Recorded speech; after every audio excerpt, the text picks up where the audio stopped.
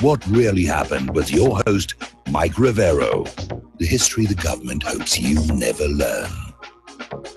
Here is your host, Michael Rivero. And aloha, America. Welcome to our show today. It is Monday, August 13th, 2018, getting through the month of August, coming up on my 66th birthday, and that's kind of a little depressing myself. Of course, the alternative is even more depressing.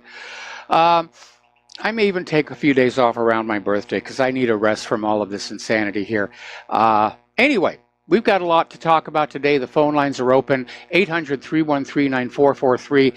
Mike is in the control room, ready to answer the phone, put you on the air with your comments and questions here.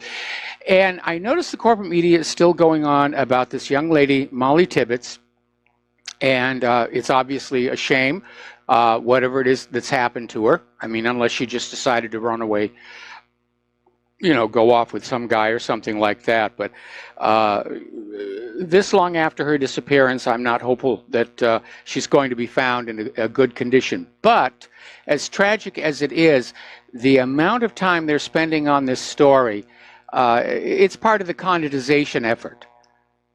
They're using the story so they don't have to report on other things like what's going on in Yemen, what's really going on with the economy, and so forth and so on. It's being used as a distraction. And again, I don't mean to trivialize what has happened to this young lady or to diminish the pain and anguish her family must be going through right now. But this sort of corporate media behavior, we've seen it before many, many times here. So let's get into the talking points right now, starting with the war zones here. Over in Syria, the Tiger forces are deploying in northern Latakia, and they've achieved a series of local successes in their framework of their operation against ISIS cells in the province of al-Suwaida. And the Syrian Arab Army, the National Defense Forces, the Syrian Social Nationalist Party restored control of the administrative border over the province after they cleared about 400 square kilometers in the eastern part and besieged the remaining ISIS members in the area of Safa. And today, they've launched a final push to purge the ISIS terrorists in this area. So again, this is all but over. This is the mop up. This is the cleanup operation. And apparently, on August 10th and August 11th, end of last week, at least 3 convoys of the Tiger forces were en route to northern Hama. They included battle tanks, OTR-21 Toka tactical ballistic missile launchers, UR-77 mine-clearing vehicles, BM-21 Grad multiple rocket launchers, vehicles armed with machine guns, a large number of artillery pieces and other equipment. So it's going to be a bad night for those ISIS fighters. So let's all feel bad for ISIS. They're in for a rough time here. So let's see. Now, Brigadier General Lance R. Bunch, who's the top U.S. air commander in Afghanistan, is saying that the Islamic State in Afghanistan is harboring intentions to attack the West. And they're trying to establish their own caliphate in the eastern Afghan province of Nangarhar, along the Pakistan border, considered the group's primary stronghold in the region. Well, there's a reason for that. The eastern part of Afghanistan is very mountainous, and they've got the home court advantage. It's very hard to get in there with mechanized gear. And I'm sure that General Bunch is trying to fight the war from the air, but as we learned in Vietnam, you cannot win a war from the air. You have to have the boots on the ground. What I see this is the U.S. is pretty much lost in Syria, and they are certainly not winning in Afghanistan. And they're afraid of having a second, didn't quite get there in their war agenda, because Syria has proven the United States is not invincible, that they are in fact a paper tiger, and it's already having geopolitical repercussions. And so the U.S. is looking to go back into Afghanistan to prove how butch they are, and they need an excuse. So Islamic State is harboring intentions to attack the West, just like Assad had sarin gas and Saddam had nuclear weapons. And we know that this is nonsense because the West was financing and supporting ISIS. That's already come on out many, many times from many different sources. So this is a piece of propaganda designed to sell the American people on the need to go back into Afghanistan yet again, just like we've had to go back into Iraq again and again and again. Now, looking at that little tiff that's going on between Canada and Saudi Arabia, last week I was saying Saudi Arabia appeared to be overreacting, and it was kind of hard to understand why. But apparently analysts are saying what's going on is that Saudi Arabia is using Canada to send a message to the entire world. They're making an example of Canada, and according to Nader Hashimi, director of the University of Denver Center for Middle East Studies, what's going on here is Saudi Arabia is sending the message, if you want to do business with us, you don't talk about our human rights record. We're willing to do business with anybody, but there are lines that you do not cross. That's apparently coming down right from Crown Prince Mohammed bin Salman himself. But other analysts are saying this could actually backfire because the rather abrupt termination of business with Canada over what seems to be a rather minor issue to the rest of the world could actually discourage other nations from wanting to do business inside Saudi Arabia or with Saudi Arabia, and it could actually backfire on them. And it's going to make investors very, very nervous that all of a sudden they could lose their investment for no real reason at all. We're going to do a shout out now to our on-air affiliates who are just now rejoining the network. Over in Iran, as you know, there is Trump has been dropping hints that he wants to talk to Iran's government, and Iran's government is coming on back and saying, no, not until the sanctions are lifted and we go back to the nuclear deal. And Supreme Leader of the Islamic Revolution, Ayatollah Khamenei, is saying Iran will not sit down at the negotiating table with Washington, and declared a ban on any talks with the United States. And I love that metaphor they used last week. You know, you don't stab somebody in the back and then say that you want to have talks with them without pulling that knife back out first. And that really gets to the heart of the matter.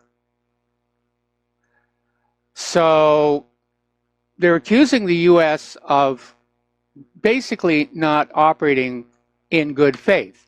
In the matter of negotiations, they say the U.S. is playing a poor game. One of them says negotiations with preconditions. The other one says negotiations without preconditions. And again, this sends a message to the rest of the world. Nobody's sure who's really in charge. Because it's like that situation with Russia, where Trump sends Rand Paul to hand deliver a message to Putin saying, we want to ratchet down the tensions and go back to working toward a good relationship. At the same time, the State Department throws sanctions onto Russia over the Skripal poisoning, for which there is absolutely zero evidence that Russia had anything to do with it. And that also sends that same message. Who's really running the show here? And a lot of people can be forgiven for thinking that President Trump has lost control of his own administration. Now, former president of Georgia and current governor of Odessa, Saakashvili, is saying that Poroshenko, when he leaves the presidency of Ukraine, he is likely to face criminal prosecution by his own patron state, the United States of America. And he was giving an interview with the Ukrainian site Strana. Saakashvili was saying that as soon as he ceases to be president, not a single country will take him in for a moment. In America, they will plant him in prison like Lazarenko because the FBI has a dossier on him.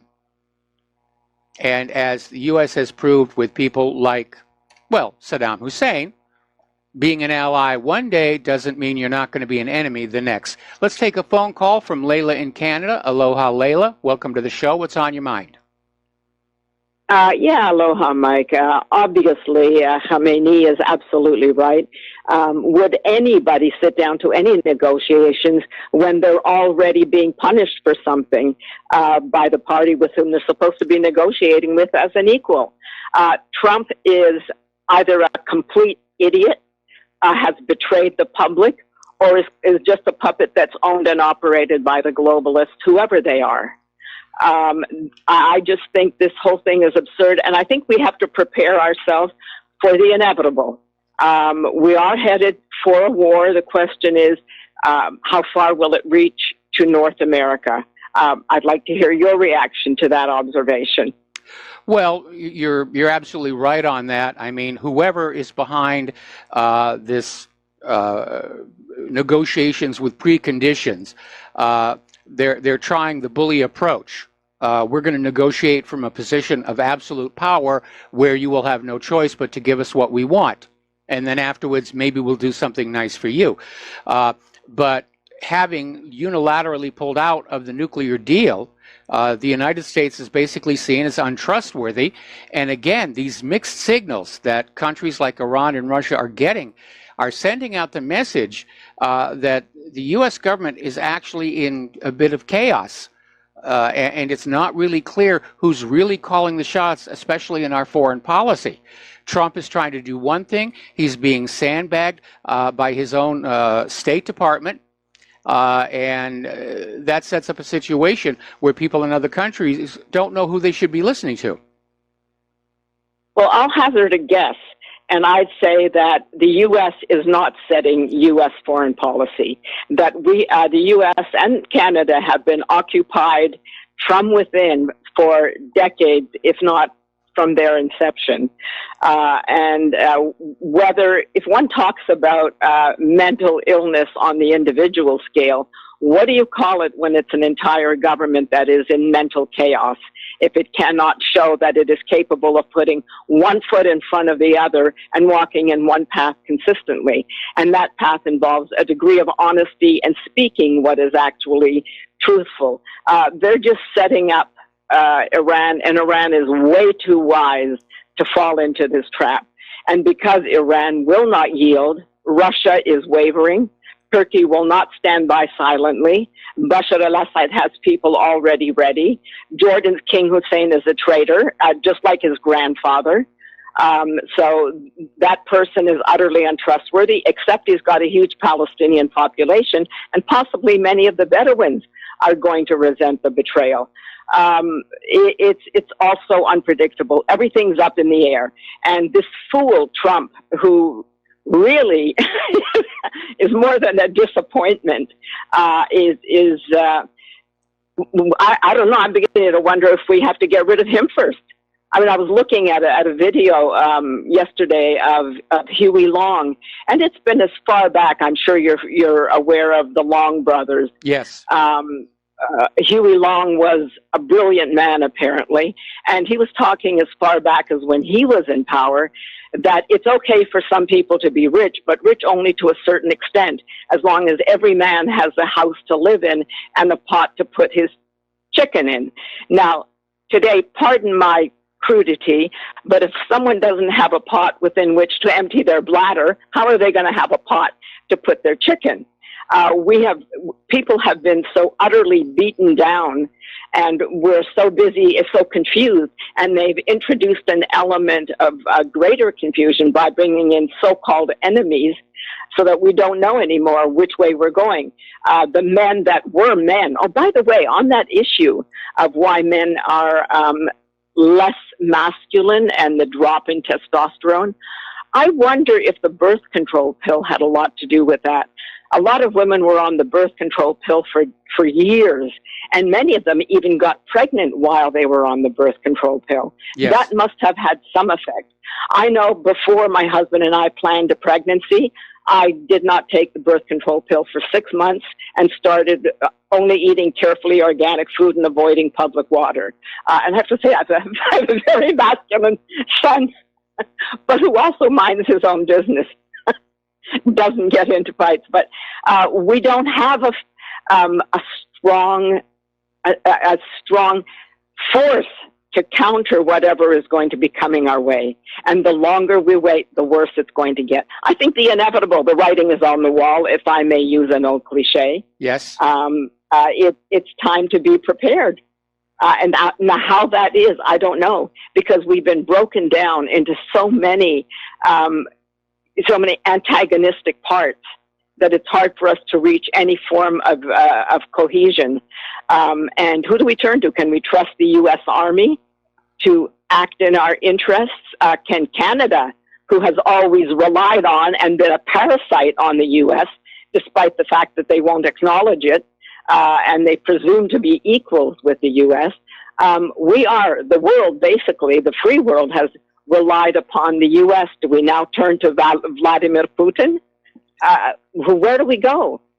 Do we turn to China? I don't think so. I think China's the one who scraped up the bodies that they crushed in Tiananmen Square. I'm not ready to trust this regime anymore. So where do we go? What do we do? Do we just sit by and wait for the brick wall to fall on us? Well, again, I do not advocate any kind of violence or revolution. I don't think the American people are ready for that. I know that there are people who are trying to start violence in the street, but I think it's for all the wrong motives, like Black Lives Matter and Antifa and everything. But again, my best analysis is that the U.S. government is heading for a Soviet Union-style collapse. And that's really what we have to be preparing for right now, not just to get through the period of hardship following the collapse, but also to make sure that we, the people, are the ones who design the next government, the next country that sits on these lands.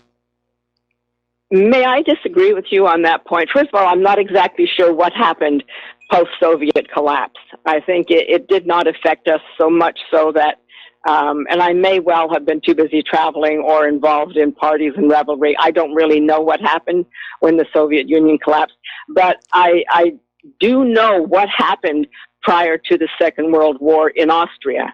Yes. And I think I sent you some material. You probably have not had time to look at it.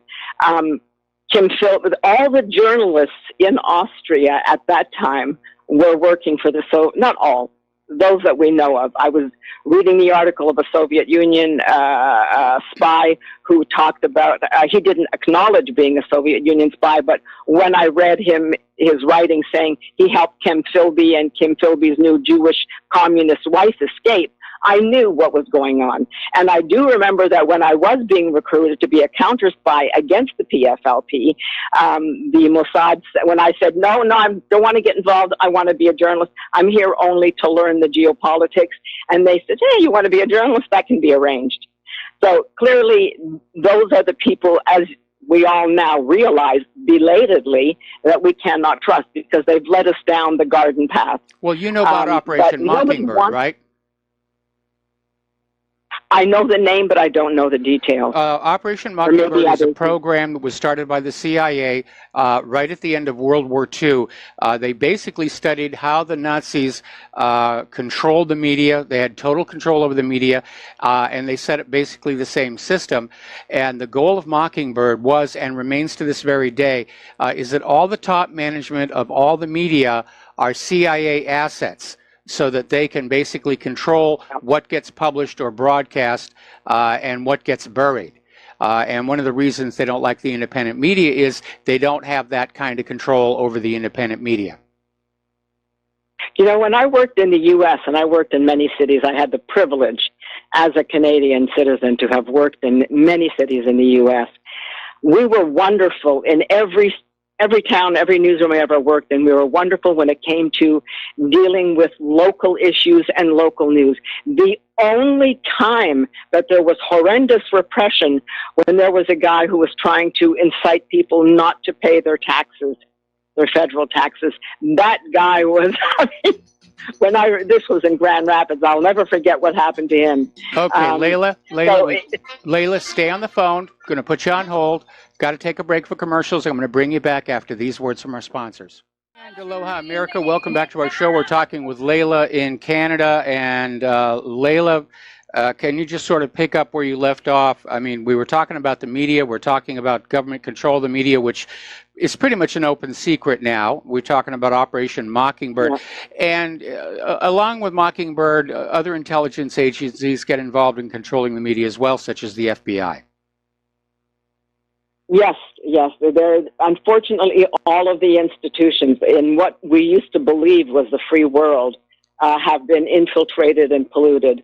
And the problem is we don't know how deeply the decay goes. And again, the other thing is we've all fallen into the net, we've taken the bait, and too many people have become part of Facebook and Twitter, and basically we've become twits. And of course, the food that we eat, the chemicals around us have had dire implications. Vaccines, all of those have had dire implications on our mental functioning. Clarity is a very difficult thing for many people to maintain, and I see that all the time when I speak with people who are not selective about what they eat or what they take from the medical industry. And talk about the industrial complex. The medical industrial complex is far more dangerous to us today than the military industrial complex, because they've got everything pretty well organized with regard to how they have approached it. We're almost at the point of no retreat, really, of no salvation. There is one thing I do want to say. Forgive me for saying this. I want to take a position of disagreement with you when you said last week that Ivanka Trump is beautiful.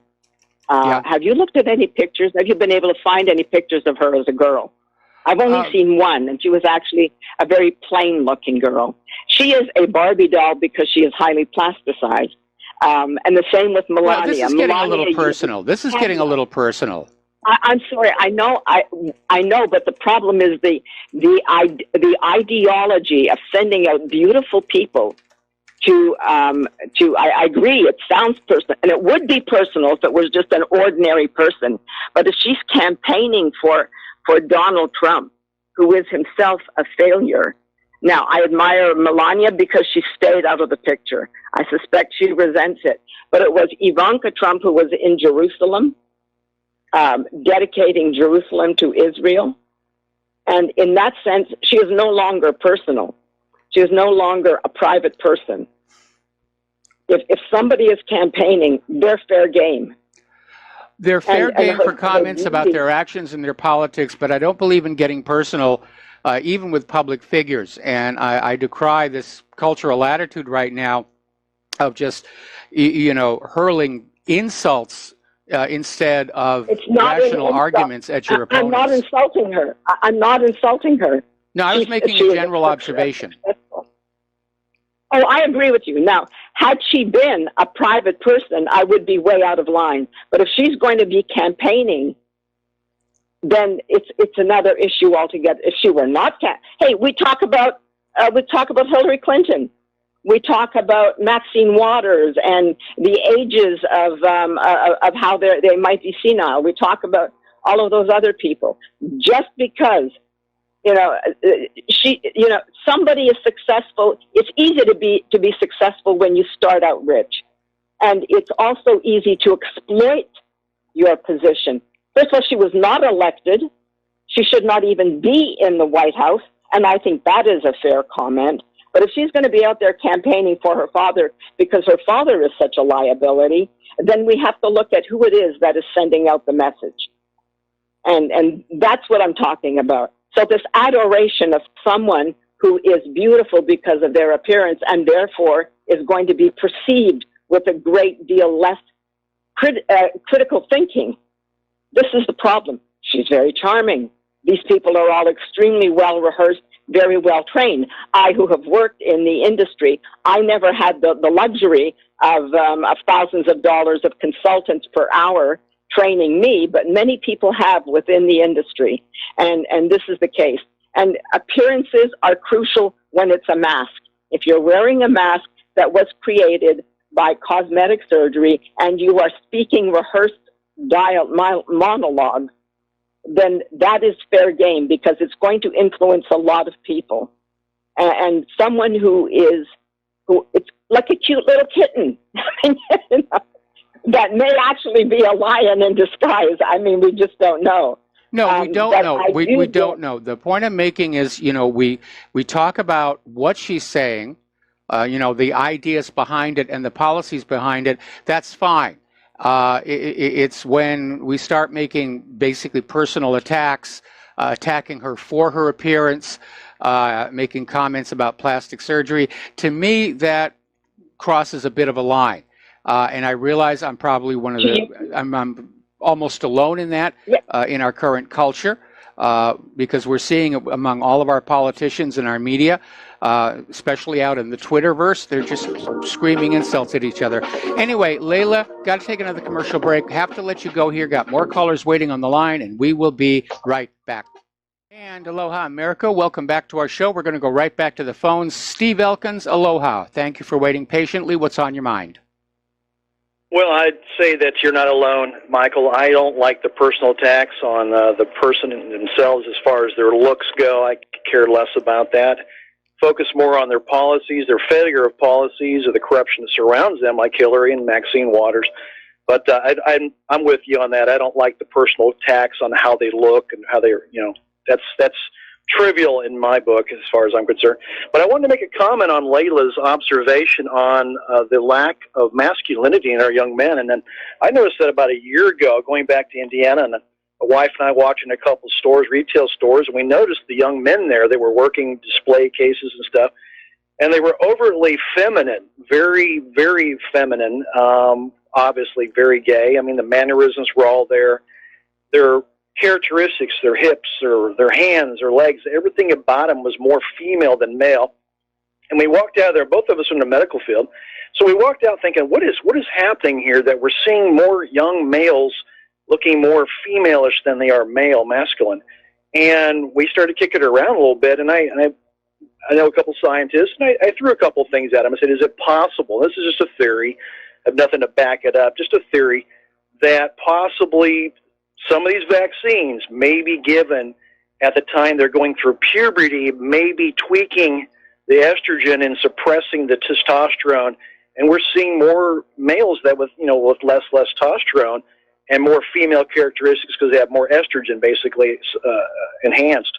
I don't know. It's something definitely to investigate. I am very suspicious. It's come on, and we've added more vaccines. We are seeing the autism and the correlation there with the young children and the vaccines, but now you got to start to wonder if we're doing something also, some harm, genetic harm, on the DNA as far as the hormones of estrogen and testosterone. I wonder if we're doing something there with that, with the increasing all the number of vaccines. We keep adding more and more. Well, there's another possibility as well. It's known that a lot of chemicals that are in common usage as food additives or personal cosmetics or products are endocrine disruptors, and they could also be feminizing men. Yeah, it's. I mean, back in my days, you and I are about close to the same age, but you saw once in a while a teenager your age that showed some female characteristics, and you thought, well, he probably is, and nobody bothered him. They stayed to themselves. But now you walk around and you see so many teenagers, so many young men that are overtly feminized and the mannerisms, and they don't try to hide anything. It's just, I mean, even out in California before I left, the high school there near us had a gay club, and I think that's starting to be something that's popping up around the country. They're saying, hey, it's kind of we have more of them, so let's let them have clubs. It's kind of odd, but that's when I left California. Well, when I was in college, they had a gay students union there, and we're talking back in the 70s. Part of it may actually be social pressure. In this gender bender age here, boys are actually being actively encouraged to move away from that masculine model. Maleness is being looked down on. And so they may be basically going for a gender neutral look, not because they're actually that way, but just because that's the new social expectation. Yeah. Well, I agree. The advertising and the dressing, the colors, the clothing. Oh, definitely. push in that direction of being more feminized. But just off the subject real quick here, we have a new school opening out here in the Orlando area. It's the Sally Ride Elementary School. Of course, yes. Sally Ride being an astronaut, yep. Her great contributions of being an astronaut in the space program. It was interesting because before I started reading the article itself talking about the new school that just opened up, I said to myself, I wonder if they're going to mention a certain part of her background, her history, her sexual background. And I was right. Before the article ended, it had to throw in there, of course, with pressure from the LGBTQ plus, whatever, transgenderism, had to mention that she had a partner who agreed and was very pleased with the new school opening up, her partner of 27 years. I knew they were going to have to throw that in because they just flat out are advertising this agenda of, homosexuality. They're just pushing it very, very hard. In TV, media, everything they can, they seem to take that opportunity to push that agenda. Yeah, they do. And on the other hand, I can understand where the thinking behind that is that the LGBT community needs their own heroes. And sometimes that can backfire because there was this group a while back that was outing Hollywood stars who were gay under the excuse, we have to have our heroes and celebrities too. But it did destroy a lot of careers. Tom Selleck was a good example. And what they did to him was absolutely unforgivable. They did it without his permission. And, he had this great career. He did Magnum P.I. here in Hawaii. He did Quigley Down Under, which is still one of my favorite movies. And that was basically it. All of a sudden, he lost his bankability. And I understand wanting to have your heroes, but destroying somebody's life, destroying your hero's life in the process, seems to be counterproductive. Yeah, I agree. That's it for me, Mike. Appreciate it. Great show. All right, thanks an awful lot. And we're going to switch over here to Kevin in West Virginia. Kevin, thank you for waiting. And what is on your mind today? Hey, Mr. Mike. I've been a lot of thinking into this and a lot of thinking with the censorship. They wouldn't be censoring the crap out of everybody if they weren't getting ready to do something. And I don't know if that something is a false flag event on the media, possibly even on the detention centers down around the border that has the kids and everything in there, possibly even school shootings. And I'm trying to tie this all into last week's article with the terror training camp. I think that was in New Mexico, the guy that took up with, or has somehow tied into the 93 Oklahoma City bombing. Yes. I think they're gearing up. No, I think it was tied into 9/11. Oh, okay. But I just still think they're gearing up for whenever event to happen to silence us so we can't ask the questions that need to be asked. Well, I think a big part of why independent media is being silenced right now is ahead of the midterm elections, because the Democrats are very much aware. They had the corporate media in their pocket in 2016, and they still couldn't control the narrative. And I think that's a big reason about what's going on. But like I said, there's a lot of different groups, a lot of different agendas who want the independent media silenced. There's the vaccine manufacturers, there's the GMO people, there's the war machine, and all of them working together. They all want the independent media to go away so they can go back to basically spoon-feeding the American people whatever propaganda suits their agenda on any particular day. I agree with you. I totally agree that, the midterm elections is a huge part of this. I just still think they're gearing up. I just feel it. I just feel there's an event coming down the horizon, and it's going to be bloody. And I also think during this event, they're going to try to do a violent overthrow of Trump. Could very well be. It could very well be. They could even be thinking about assassinating him because they haven't been able to get him out with the Mueller investigation. And if the Democrats do not take control of the House of Representatives in November, then impeachment will be off the table. And I'm sure they have to realize that if Trump is assassinated, the independent media is going to be all over that story, looking for every possible flaw in the official version of that event.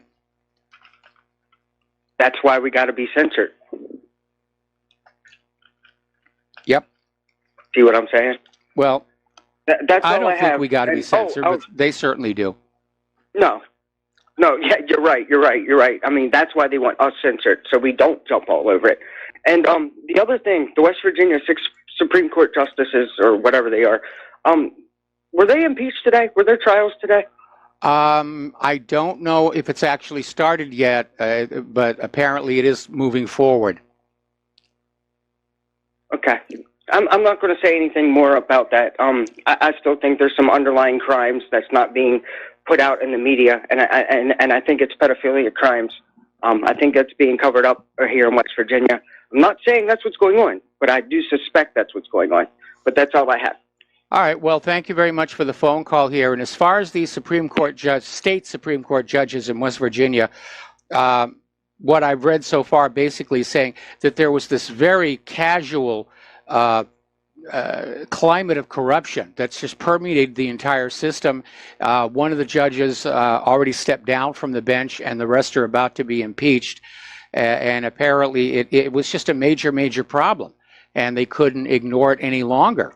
So we'll see what happens over there. But it's another reminder that when a government starts to go bad, it goes all the way bad.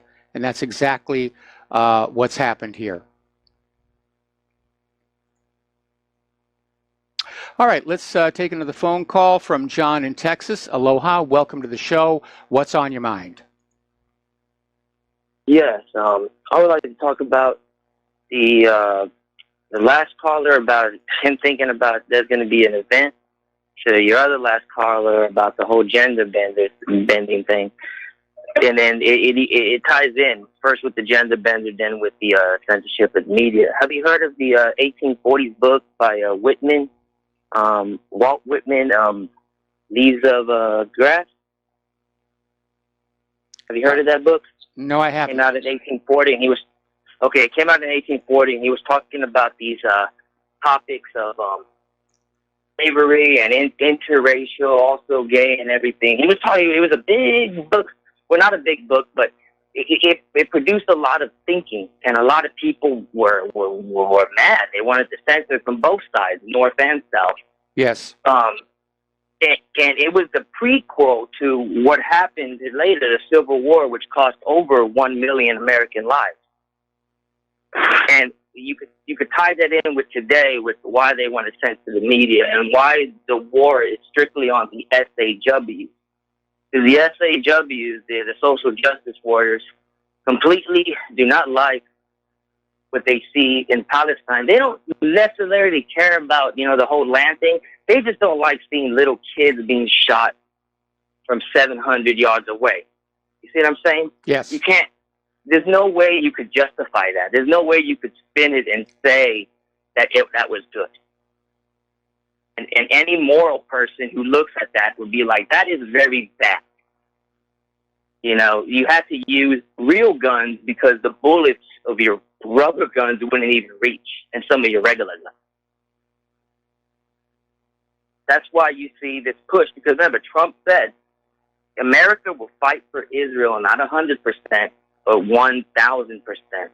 And this is specifically why, because our left in America, remember, America is the only country that has this. Every other, look at Saudi Arabia, China, Russia, Iran. We're the only ones who are able to speak our mind, and not unless not if you're in a high place, but if you're an average citizen, you could say whatever you want out in the streets, and no police is going to come behind you and shoot you in the back of the head for speaking your opinion. You know what I'm saying? Well, we're starting to lose that as well, because Israel is pushing, for an Israel exception to the First Amendment. They're trying to get, for example, questioning the Holocaust criminalized in this country. Yeah. So we're starting to get into this situation where, in point of fact, you can't stand on a street corner and say anything that you want to say without, repercussion.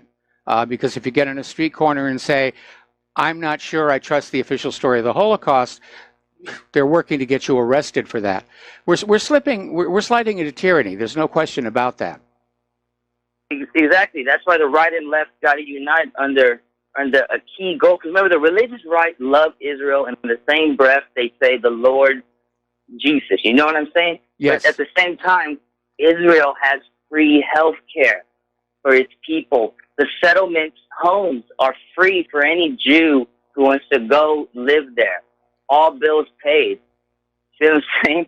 Yes. And at the same time, they turn around and tell Americans, you can't have the stuff paid for by your own tax money because that needs to go over there and pay for Iron Dome, pay for a wall, pay for more households. Not only, they also get an AR-15. Each male settler gets an AR-15 for free because it's considered a dangerous settlement. Yeah. So you see this bizarro bill of just why they want to censor the media and why they hate people who talk about maybe we should spend money on the American people because our infrastructure, because that's another thing about America. We're the only country where even in the smallest village in America, you have running water, electricity, and you can get all the entertainment you want. If you know what I mean? Yes. If you have the money. In other countries, like in Mexico, there's little villages that don't have running water. There's little places that don't have electricity. That's why the cartels run that place. That's why it's so easy for the cartels to run that place. Because we're the only country that is able to have this. I mean, I was reading somewhere, if China wanted to get to the capacity where we are, where every China person has copper pipes and electric wiring, it would make all the copper in the world extinct. There wouldn't be enough copper in the world for that to happen. Well, we're already there, and a lot of homes in the United States don't have copper plumbing anymore. They're switching to various plastics, which of course don't last as long, and there's leachate problems. I remember when I was a kid, you'd go into a hardware store and you'd see racks and racks of copper piping. You go into a hardware store today, and some of it is steel, but most of it is some variation on plastic. It's because all that's being sucked over there. Watch Israel in the next 10 years be what the United States used to be and try to say, we're the land of freedom and opportunity. Come here. That's why you see them backing the white supremacist movement. At the same time, they're backing the migrant crisis. Because like in 1940s, Germany, if you understand that the Jews were immigrants from Russia. But they used the SS to scare the living daylights out of the educated ones to all move. And that's what they're going to do. All right, well, listen, John, got to let you go. Got to take a break for commercials, and we'll be right back. And aloha, America. Welcome back to the show. Boy, we got a lot of people waiting on the phones. So let's start with Glenn in Philadelphia. Aloha, Glenn. Welcome to the show. What's on your mind? Yeah, hello. Hi, Mike. How are you? Fine. I hate when people do that. I shouldn't ask that. I always try not to. I hate when people do that. It seems like your couple of previous callers already stole my thunder. Apparently, everybody's been listening to other call-in shows, too, and we have this, the field is rife with speculation of what the event is going to be coming with all this deplatforming of people. And they already hit the nail on the head with what I was going to say. I think if you look at the time frame, if they can get a lot of this deplatforming done and silencing of people, then they can steal the November elections with vote fraud. And, there won't be as many people available to squawk about the injustices and the methods used and stuff like that, whether it's electronic voting machines or flooding the rolls with dead people and immigrants or whatever. So if they steal the November elections, then they can whip up a bunch of hype and maybe try to foment their own impeachment movement or something like that. So I'm guessing that it's not, like that they're going to stage some kind of 9/11 or something, but that seems to me like if you're silencing the voice, they would be silencing the voices of those who would object to what goes on in the elections in November. Yeah, I think that's really the primary reason why it's happening right now, and I don't know that it signals any other event. I know a lot of people are concerned that might be the case, but I really do think this is about silencing all conservative points of view heading into the November elections, and it's politicking, it's electioneering. by corporations, and I think somebody needs to look at, a potential lawsuit here. Corp Page telling people to basically go ahead and post these articles on Facebook and Twitter and wherever themselves, rather than InfoWars doing it. Because what's Facebook going to do? Shut down all of the InfoWars readers? That's a violation of free speech. Well, that's a class action lawsuit. Right, and thus far the ISPs have not jumped onto this train. Now, if they did, now you're talking about the need to nationalize the ISPs and make them into public utilities. It's a little hard. It's going to be a little harder to make a service, service provider, an app provider like Facebook or Twitter or something. But I mean, certainly the ISPs involve all the public telecommunications infrastructure, and if they tried to do this, then it would seem like there should be an outcry to nationalize them as public utilities. I agree, and I'm already hearing people saying that, first of all, Facebook and YouTube and Google represent a trust, and they ought to be broken up or turned into a public utility. They should be handled as a public utility, and the FCC did us all a disservice when it classified these social media companies in such a way that they were allowed to basically filter people, but I think that was done intentionally. Anyway, Glenn, got to take a break for station identification. Thank you for the call. We'll be back with more phone calls after these few words. And aloha, America. Welcome back to our show, hour number 2. The phone lines are open, 800-313-9443. We got a lot of callers waiting on the line. And let's see, we're going to go with, I've kind of lost my place here. I think we already did Glenn in Philadelphia, so let's go with Laura in Michigan. Oh, yeah, Laura in Michigan. Aloha. Welcome to the show. What's on your mind? Hi, Mike. Hi. I was hoping when Steve Elkins called in, he talked about his show.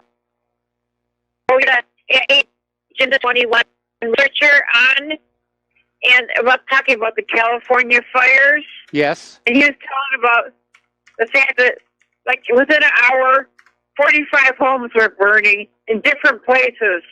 Upon investigation, the houses that burned had the smart meters. The ones without the smart meters did not burn. So speculated maybe they detonated those meters. So I just wanted to warn people. I opted out myself.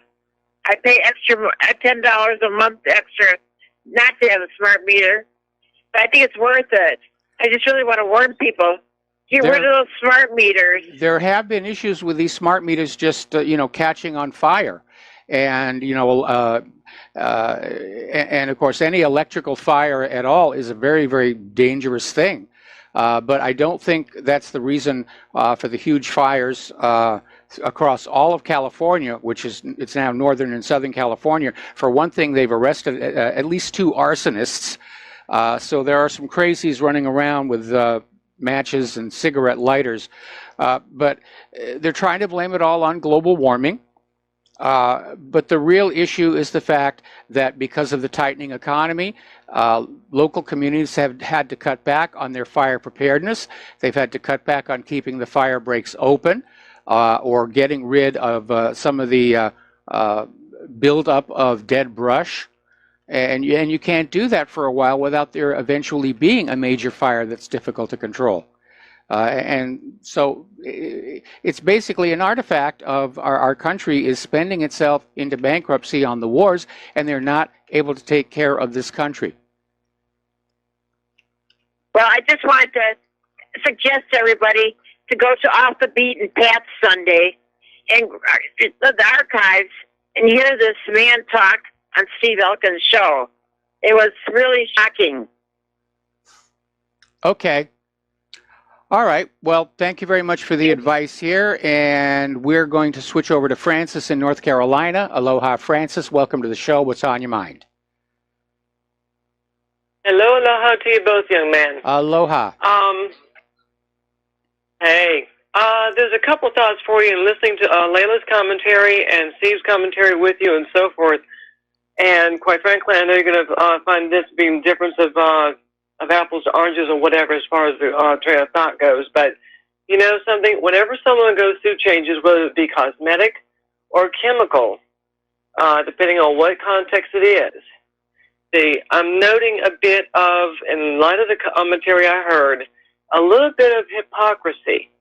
The reason I say that is because regardless of whether, as I said, it be chemical composition or cosmetic, depending on the circumstances, noting a difference about how someone looks can really vary, and depending on whether or not the person's running for a political scene or a private scene. It's only a personal scenario.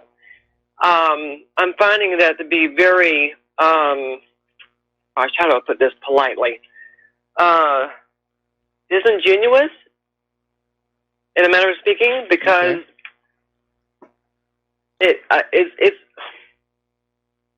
you know, some people can view it as a personal attack, some people don't. But if you're going to talk about someone because of their looks, and it's viewed as a personal attack, that's one thing. But if you talk about someone because they look masculine, like butchy, or feminine, or whatever have you, well, that's the same blooming thing. I don't know the difference to actions. I find, you know, if you want to do that for yourself, that's fine. But making it to another person, depending on the context, you know, it's, to me, it's rather distasteful. And well, I could go further, but I'll leave it at that. So you can have your disagreement about that. That's fine. No problem. No issue. But I just thought I would note that to you of what my thoughts were hearing the discussion about how one is viewed okay and one is not. Well, so, anyway, you're right. It is apples and oranges here, because in the context of looking at somebody and analyzing their appearance in terms of masculinity or femininity, as one example, that is merely an observation. It's not an attack. What I think is objectionable is when somebody talks about somebody's appearance in a way that is intended to attack them, to diminish them, to basically dismiss them without addressing what it is they're actually saying. And I think that's one of the reasons why the liberals use this tactic so much. They really don't have anything to bring to the roundtable of ideas anymore. So it's winning through intimidation and insults, and in the case of Black Lives Matter and Antifa, winning through violence, because they don't really have an argument. They have nothing that the American people want anymore. They've gone so hard left that Americans just aren't interested in what they're selling. Well, Michael, now you're laying on several different layers of various different categories onto one simple action that's purely obviously a political scenario for that matter, that's out there in the public view for that matter. And so I don't view that as a personal attack. I view it as you said, an observation, although you don't view it as an observation of someone's comments for that matter. And so it would be the same difference if I were to tell my next door neighbor that, you know, that gal over there, she has the worst eyeshadow I have ever seen. Yet she thinks that your hairdo is fantastic. So the question is, who's being the observant one, and who's the one making personal attacks? And who's being hypocritical? Well, I know that's a lousy analogy. I think you're in a gray area here. And for one thing, you're talking about a private conversation as opposed to somebody going onto Twitter, you know, and saying this person, you know, wears so much makeup they look like a clown. Again, that's the sign that they don't really have a real genuine idea to share. Again, it's a gray area. It's a bit of a continuum, and everyone's going to have to make their own judgment call. But in general, I think comments about somebody's appearance in a negative, hurtful way to distract from actually discussing the issues at hand, that's not appropriate dialogue in this day and age, in my opinion. Well, I'm glad you mentioned it was even a gray area for that matter, so I have to applaud you on that thought, at least. And with that, I'm out of here. Later. All right, thanks an awful lot here, and we're going to switch over to Dustin in New Jersey. Aloha, Dustin. Welcome to the show. What's on your mind?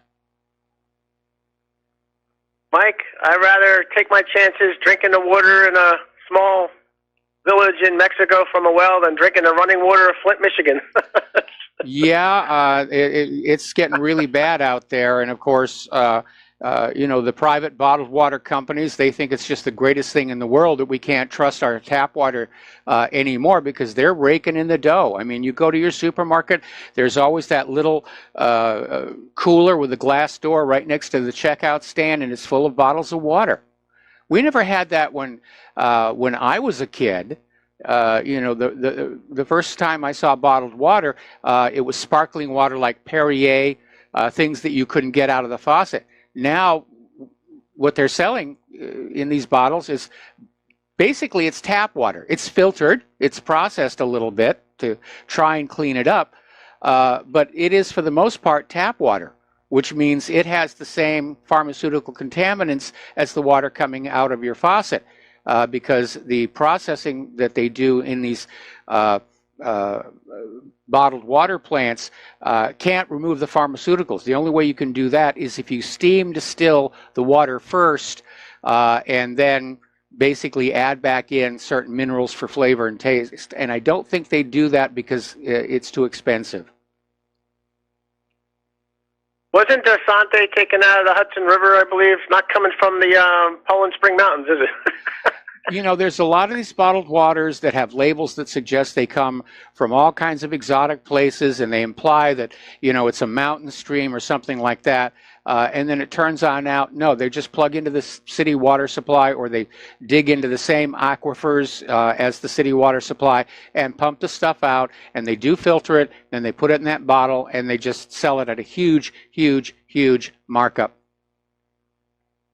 Oh, Nestle, right there, right? Yep. Mike, you had a caller last Thursday. I have to disagree with him about, he said he was for the tariffs on China, but he doesn't understand, like, Trump's putting tariffs on everybody. Yeah, or sanctions. I mean, this is, yeah, you know, Mike, there's a company in, I think it's in South Carolina. You ever heard of Element? They make the TVs there in Walmart and Target. Yes. Well, they're laying off 100 people because China has the tariffs now on the components. People don't understand. The components are made in China. The parts are going in here in the USA. They got to lay off now 100 people. So if Trump is making, like, say, 100 or 500 jobs, we'll be losing thousands and thousands of jobs. So that's going to hurt the economy because people ain't going to be able to buy those. You know, like, because we keep hearing, oh, well, the steel and the aluminum industry, you know, that's all I hear is aluminum and steel. That's it. But how are those people going to buy anything made of aluminum and steel when they get laid off at Element? That's exactly, you know what I mean? Right. That's exactly right. And, you know, because now, like, today, the stock market was down 130 again. You know, I mean, you know, and a lot of people don't know this either, but Turkey, they own a lot of they owe euros, especially I think Spain, right? Yes. So I mean, this is like they keep saying it's a contagion. It could spread. Yes. But there was no reason for this, like this whole thing. You know, Mike, it seems like, you know what it's coming down to? We're at the bottom. Like, we're at the bottom now. I mean, we're basically must be in really bad shape that they have to do this now to the world. You know what I mean? Like, they must really know we're in bad shape. Not you know, not what they say, but on their, you know, on their internal documents, in order to pull all these stunts all of a sudden, you know, because I don't see any way out of this now. You know, Turkey's not going to. Erdogan's like Trump. He ain't going to back down. No, he's not. And like I said, the fact that the U.S. failed to remove Bashar al-Assad in Syria has shown the world that our military is not invincible. We are a paper tiger. And as a result, other countries are now more willing to basically resist U.S. hegemonic domination. And that's why we've got the U.S. ambassadors traveling all over Europe, you know, threatening all these countries, you back us on Iran or bad things will happen. and he's basically getting a cold reception everywhere he goes. Yeah, we're just hurting all the people, like here and around the world, for nothing. You know, this could have been done. They could have done this such differently. You know, we keep choosing like the wrong path. You know, like when you have two paths, we keep making the mistake path. I mean, I don't understand. Like, you know, I'm not like an expert in this, but it's just common sense. Why would you put all these sanctions and tariffs all of a sudden on everybody? I mean, it's just flinging stuff out, you know, all at once, and whatever it hits, you know, like the mud, throwing out a big pile of mud, and whoever it hits, oh well. I mean, this ain't going to end good, Mike. I tell you that. It isn't. And what's happening here right now, and you mentioned it earlier in your call, China makes things that the United States cannot. And it's going to take a while for our factories to get built and come up to the level of manufacturing we had 30 years ago. And so whether they want to or not, people are still buying products that are either made in China or whose internal components are made in China. The tariffs will be applied, and that cost will be passed along as part of the price of the product in question. And so we, the American people, are ultimately paying for all of these tariffs. And as I've said before on the show, all that these tariffs and sanctions are doing is isolating the United States politically and economically from the rest of the world. Yeah, I really don't think we'll be reaching the point where we're going to be able to have this manufacturer back here. I think it'll be all done and over with by then. Well, you know that. Yeah. At this point. Yeah. All right, thanks, Mike. Have a good show. All right, thanks an awful lot. And our phone lines are now clear. We're going to do a shout out to our on-air affiliates who are just now rejoining our network here. And we're going to get on back to news. Now, as you know, there was this horrible incident in Yemen where the Saudi-led coalition bombed a school bus in the middle of a marketplace, killing 51 children, plus a lot of people in that marketplace. And we're talking civilians. We're talking non-combatants. And everybody's still saying, you know, where'd the bomb come? Who's providing the weapons? And the U.S. is saying, we don't know, we don't know. But photos have now been released by a prominent Yemeni journalist of the remains of the bomb that was used. And it is very clearly a Mark 82 bomb built by Lockheed Martin.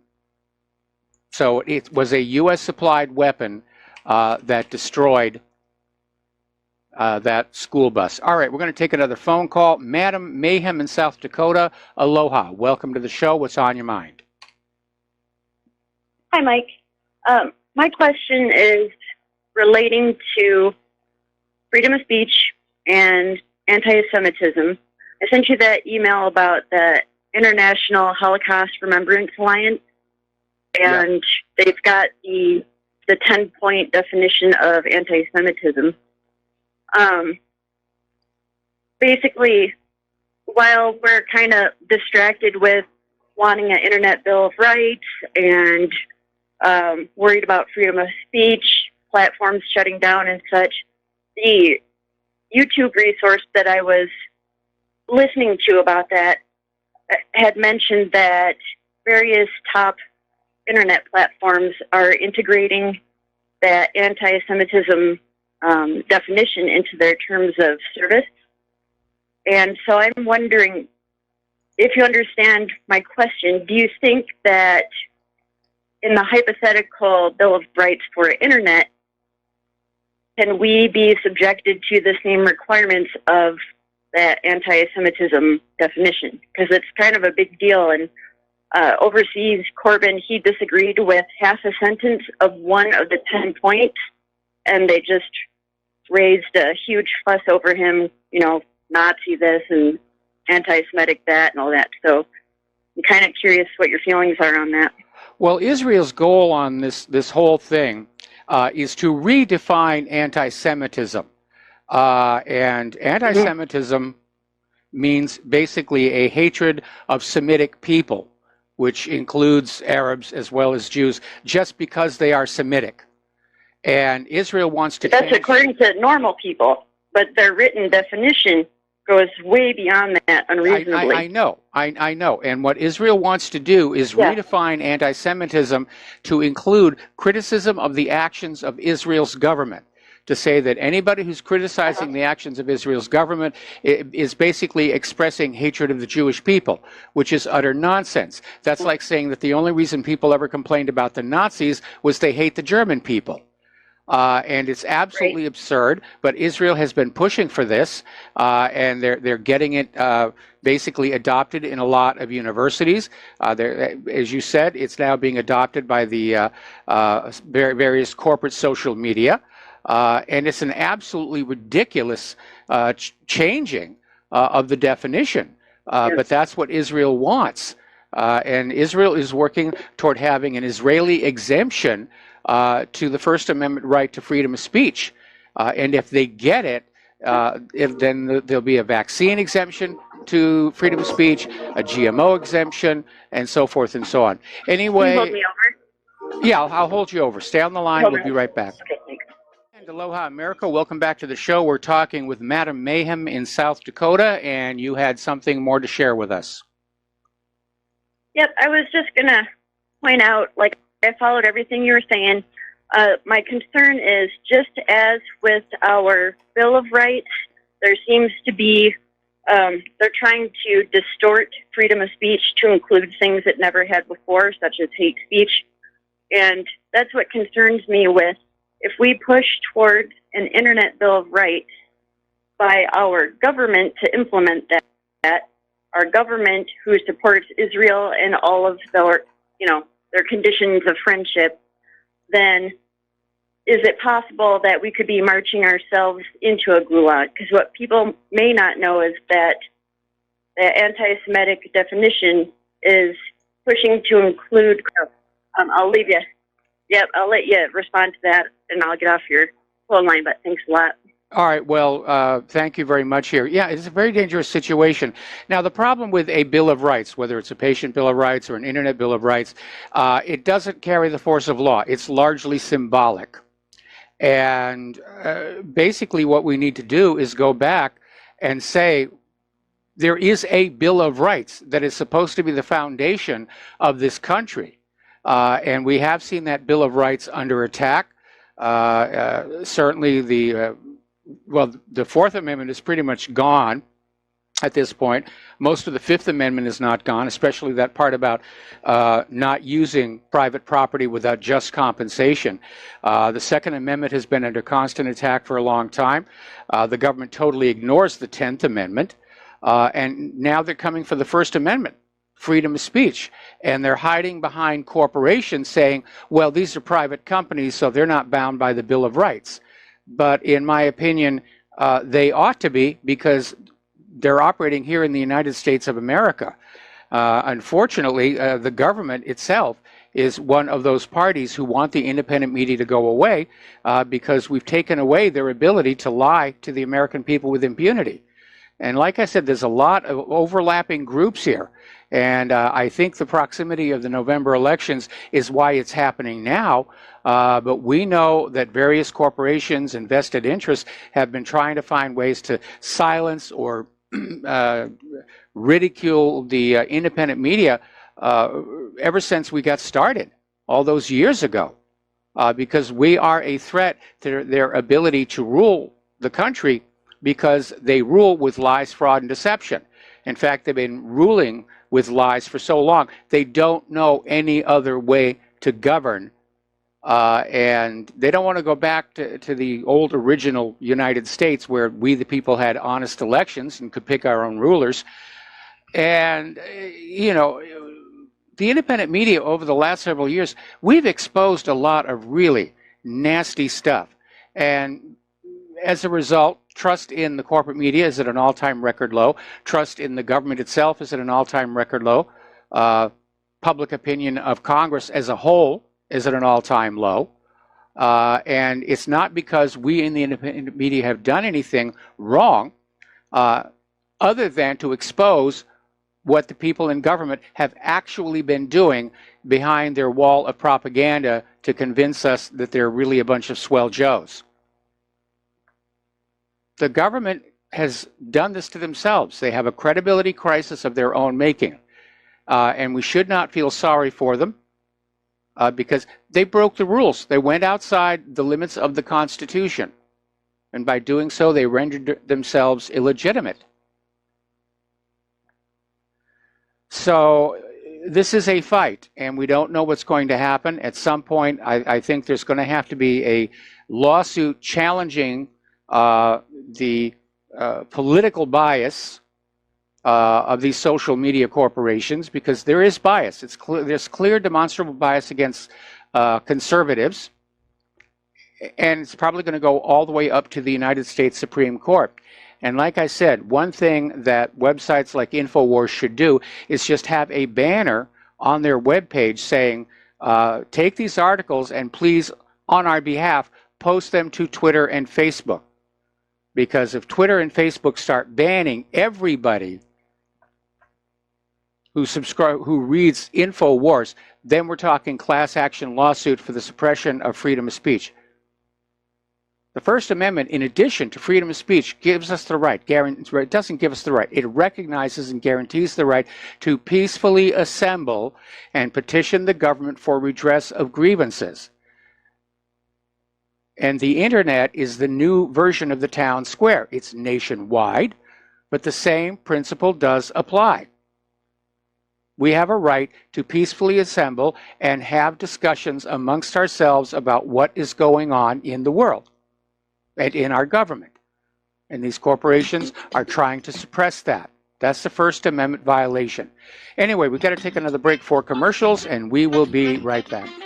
And aloha, America. Welcome back to our show here. Turning to the domestic politics here. Peter Strzok has now been fired by the FBI over his text messages with former lover Lisa Page. During the run-up to the 2016 presidential election, especially the ones that basically talked about how they were going to prevent Trump's election. And, of course, don't feel too sorry for him. He still works for the CIA.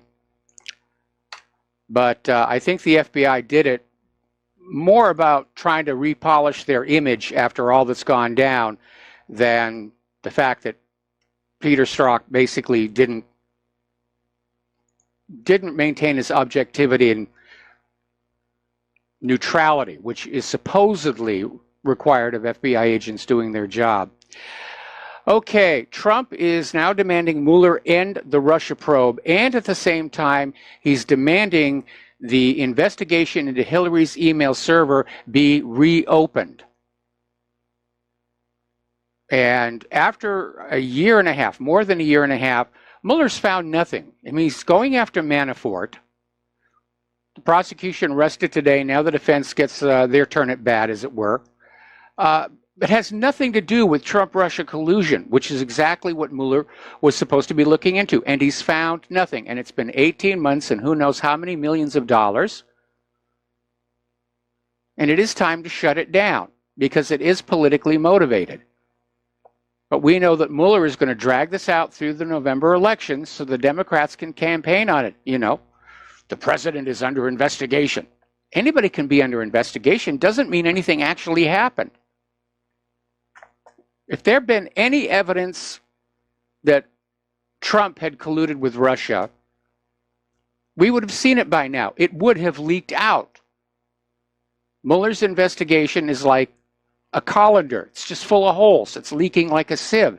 How do we know this? Well, look at how much has leaked out about Hillary's Russia collusion, for which there is a great deal of evidence that it actually did happen. Now, Nancy Pelosi is out there whining that the corporate media is behind an effort to see that she does not regain the House speakership.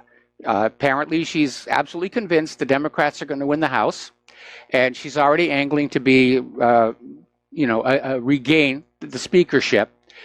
But there are a lot of Democrats who are out there saying it's time for some new blood.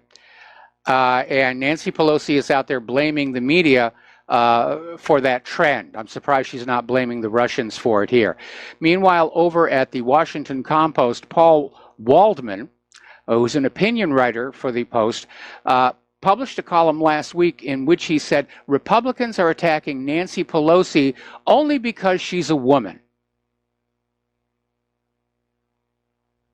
So they're playing the gender card again here. I think people are just getting sick and tired of all the whining. You know, women are oppressed, blacks are oppressed, illegal immigrants are oppressed. We've heard it way too many times. They've gone back to that, well, too many times. Okay, now,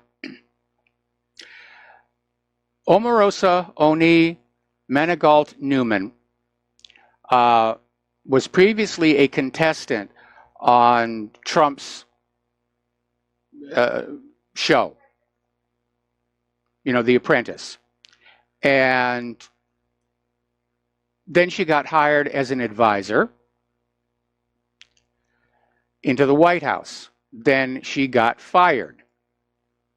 And so now she's gone public claiming that when she was on Celebrity Apprentice, she heard an audio recording of Trump using the N-word. And she's made other allegations of appalling language, very un-PC. And when a reporter asked Trump if he feels betrayed by Omarosa's recent statements, he called Omarosa a lowlife. And basically, Omarosa has now come out saying that she recorded her firing in the Situation Room. Now, there's a couple of problems with that. One, the Situation Room is a no devices allowed area. You're not allowed to take your own cell phone or any other electronics in there because of the high security and classification of what is being discussed in there. But she did, and she could actually be prosecuted for it. But she's out there just making a lot of noise. And it probably a combination of payback for being fired from the White House. And also you need to understand she's got a book coming out about her time at the White House. And so she wants as much publicity as she can get right now to boost the book sales. Although I would not be inclined to actually buy it. Now, British journalist Piers Morgan said that Omarosa literally offered to sleep with him in order to win the season of the Celebrity Apprentice on which they both appeared. And he wrote an op-ed for the Daily Mail questioning why a relentlessly loathsome person such as Omarosa was even offered a job in the administration. And he really unloaded on her in what I would consider to be a less than professional description. But Trump has tweeted on out, Omarosa fired for the last time, never made it, never will. And basically saying that no one believes her. And she may be destroying any chances of any future high-level employment. But then Omarosa may be basically betting that her book is going to be a runaway bestseller and she can retire wealthy. Okay, Rudy Giuliani is out there teasing this will be a big week in the Mueller investigation. He was on Fox and Friends and he dropped that line, didn't clarify what it was, but given that Giuliani is acting as Trump's attorney in this matter, it sounds like he thinks that something is going to happen to discredit the whole Mueller operation. So we'll wait and see what happens with there. Meanwhile, Judicial Watch, as you know, last week obtained documents from the IRS regarding the targeting of conservative groups, nonprofits, during the Obama administration. And basically, they announced today that McCain's Minority Staff Director, Henry Kimmer, wrote IRS official Lois Lerner and other IRS officials urging audits. And so many audits that it would financially destroy these nonprofit organizations. So now we know why Lois Lerner destroyed her hard drive. The dog ate my hard drive was the excuse, I think, if I remember that correctly. But yeah, it was deliberate. It was deliberate. Conservative nonprofits were being targeted under Obama. Now, politics is a dirty business, but in recent years, it has really gone down there into the mud. And it's an embarrassment to ordinary Americans to see their government acting like this here. Now, a lot of people are making a big deal over the fact that there have been 2 flights now of a large aircraft from Washington, D.C. Down to the Clintons' hometown in Arkansas. And in Arkansas, the planes are being loaded up with boxes and boxes and boxes of documents and then flown back to Washington, D.C. And everybody's getting excited saying, oh, this must be evidence related to the Clinton corruption, to the Clinton Foundation, and there's a lot of documents there.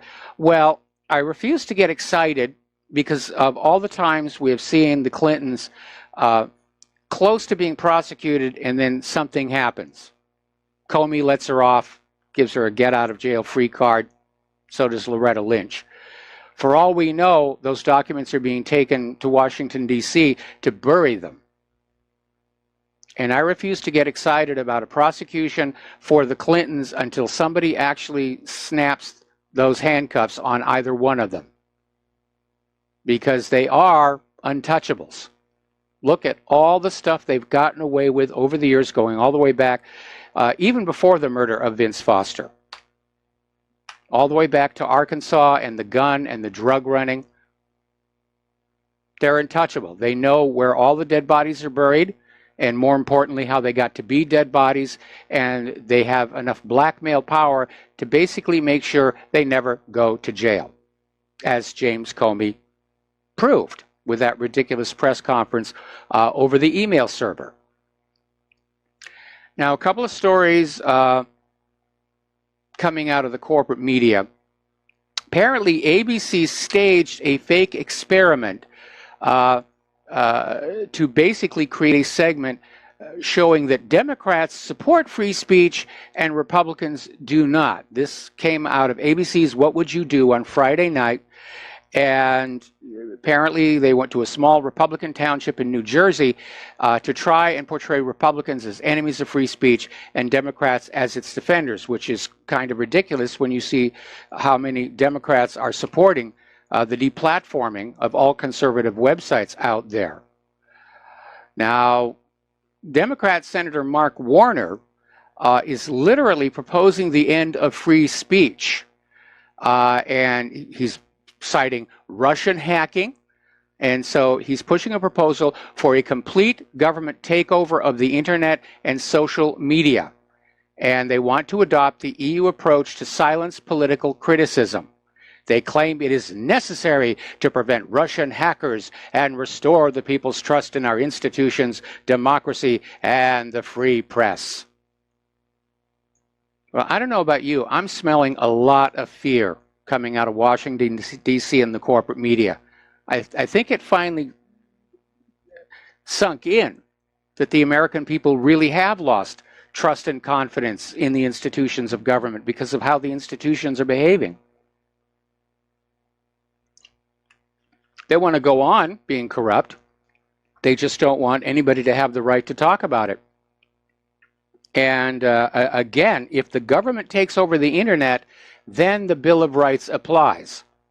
And so would the First Amendment.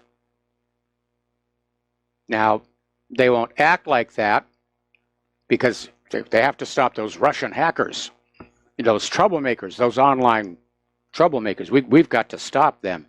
But somebody's going to have to file a lawsuit saying that freedom of speech means freedom of all speech, including that you don't want to hear.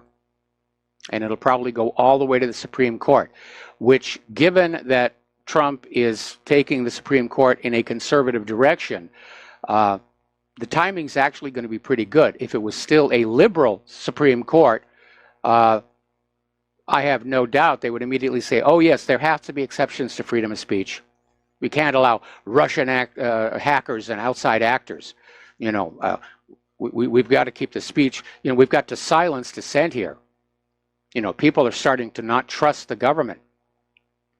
And again, it's not because of what anybody in the independent media did. It's because of the government's own actions. They lied to us about Saddam's nuclear weapons. They lied to us about Assad's sarin gas. They lied to us about the Lusitania, the USS Maine, the Gulf of Tonkin incident. Why should we have any trust and confidence in a government that tells lies that big and that damaging? Because in every one of those cases, those lies were used to trick this nation into war. And a lot of people were killed and crippled in those wars. So why should you have trust and confidence in a government that does things like this? Now, as you know, it's primary season. We had our primaries here in Hawaii yesterday, and apparently Tulsi Gabbard won the primary, so we'll see what happens come November.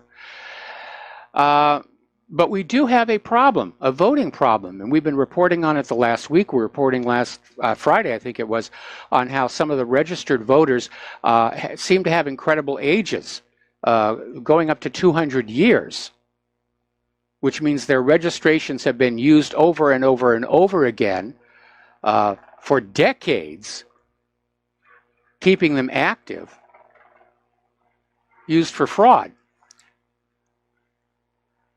And according to U.S. Census data, the United States has 3.5 million more registered voters than live adults.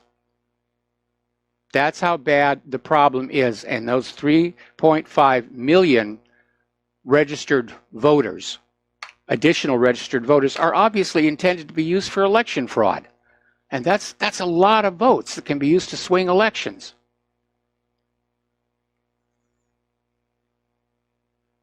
And of course, that's that story that in northeastern Georgia, back in May, twice as many ballots as the number of registered voters were cast. It's just wide open season. Now, I don't know why the Republicans aren't getting on top of this here, because as you know, a judge has rescinded the consent decree, and that actually happened much earlier in the year. And the Republican National Committee should have immediately put together a dedicated team to look at election fraud, to challenge questionable elections. And maybe they are, and maybe they're doing it, but the corporate media is not reporting it, because the corporate media is a big part of the election fraud system. Because that central tabulation company, Voters News Service, or whatever they're calling themselves this time around, is owned by the TV networks and 2 major newspapers. Most people are very surprised to find out that there is no government agency that counts the election totals, and there's no civilian or government oversight. It's all in the hands of a corporation.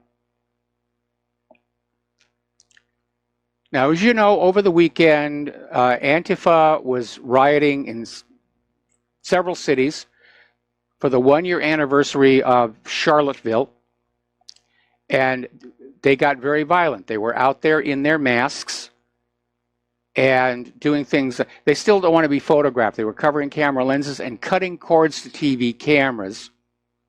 Apparently, one of the Antifa people shouted down a USA Today reporter, saying, "You don't even know who the blank we are." Sure we do. You're the fascists. We'll be right back. And aloha, America. Welcome back to our show here. We're talking about the Antifa riots over the weekend.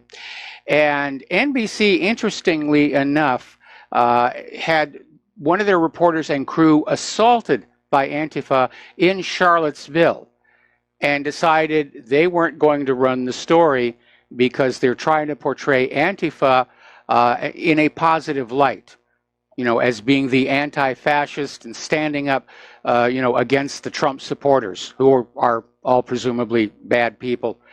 And I imagine that reporter may be thinking about changing networks at some point here. Now, Antifa activists were there counter-protesting the Unite the Right to rally across from the White House. And one of them on camera basically threatened to kill President Trump, saying, I would murder him, do him just like Gaddafi. Now, when you get that obvious about it, it's going to get noticed. And as a matter of fact, the Secret Service is launching an investigation into Antifa threats to murder Donald Trump. That is absolutely inappropriate to say and think. And by the way, it is illegal.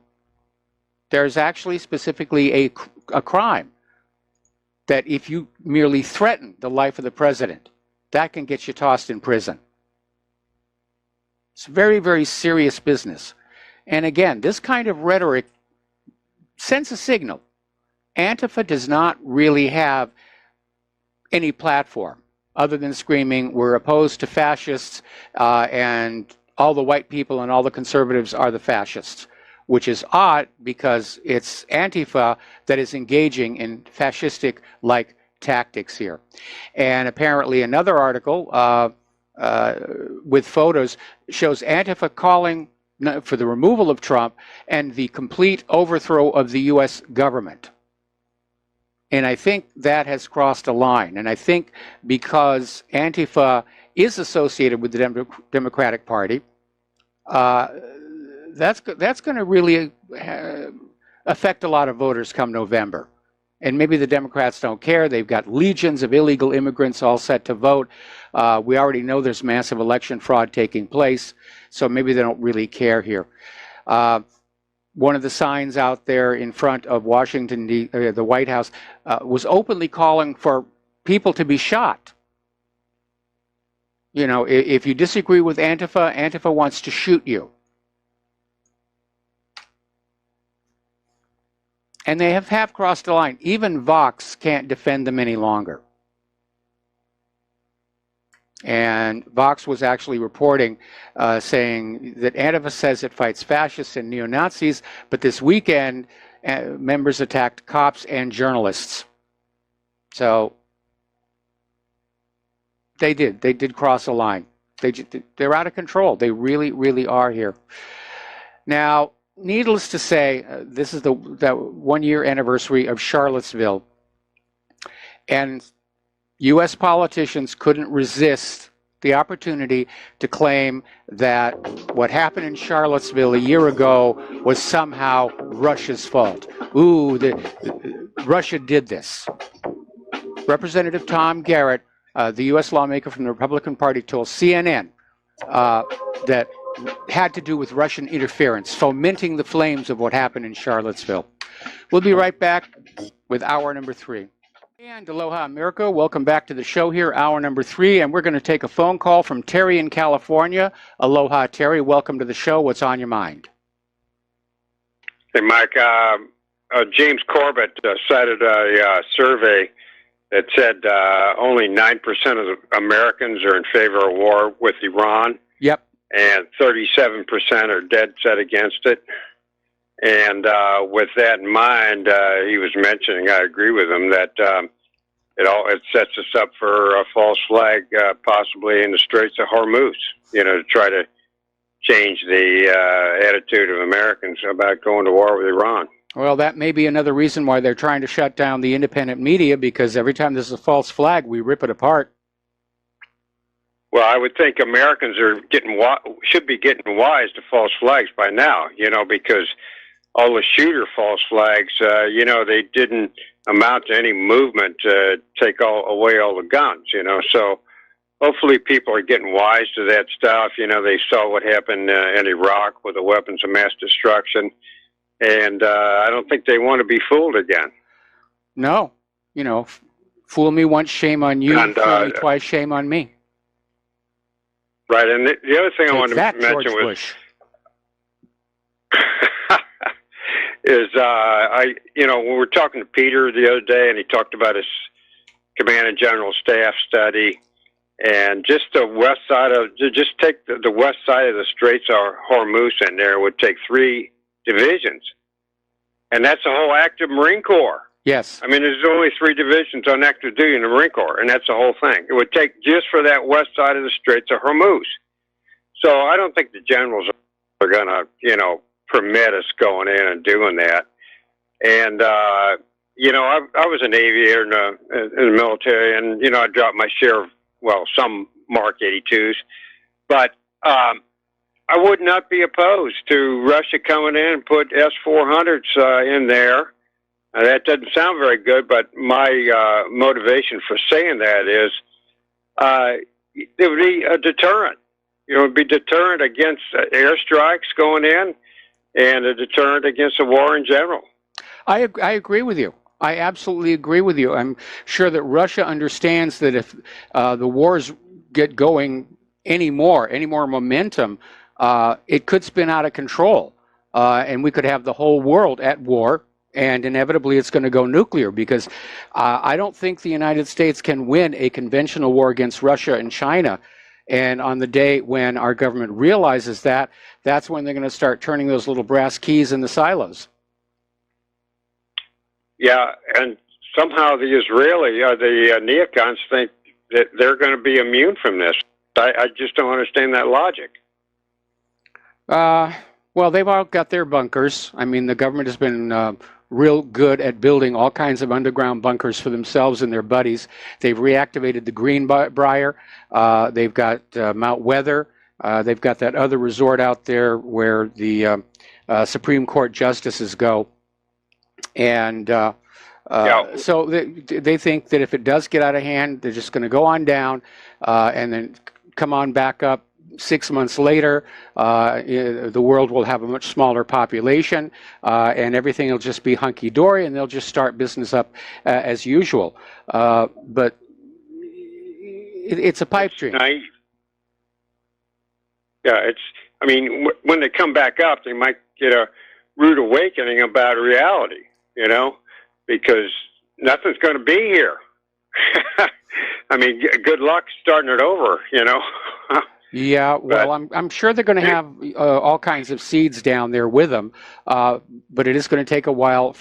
First of all, I can't imagine anybody in government actually knowing how to farm. So, no, but they're naive enough to think that they'll have somebody else do it. Anyway, that's about all I had, Mike, and I just want to make one little comment about last week. You forgot to ask the guy in Canada if he had any good jokes. Well, trying to think of his name. Yeah, Mateus and Mateus, right? Yeah, I've gotten some emails about his jokes, and they're less than flattering.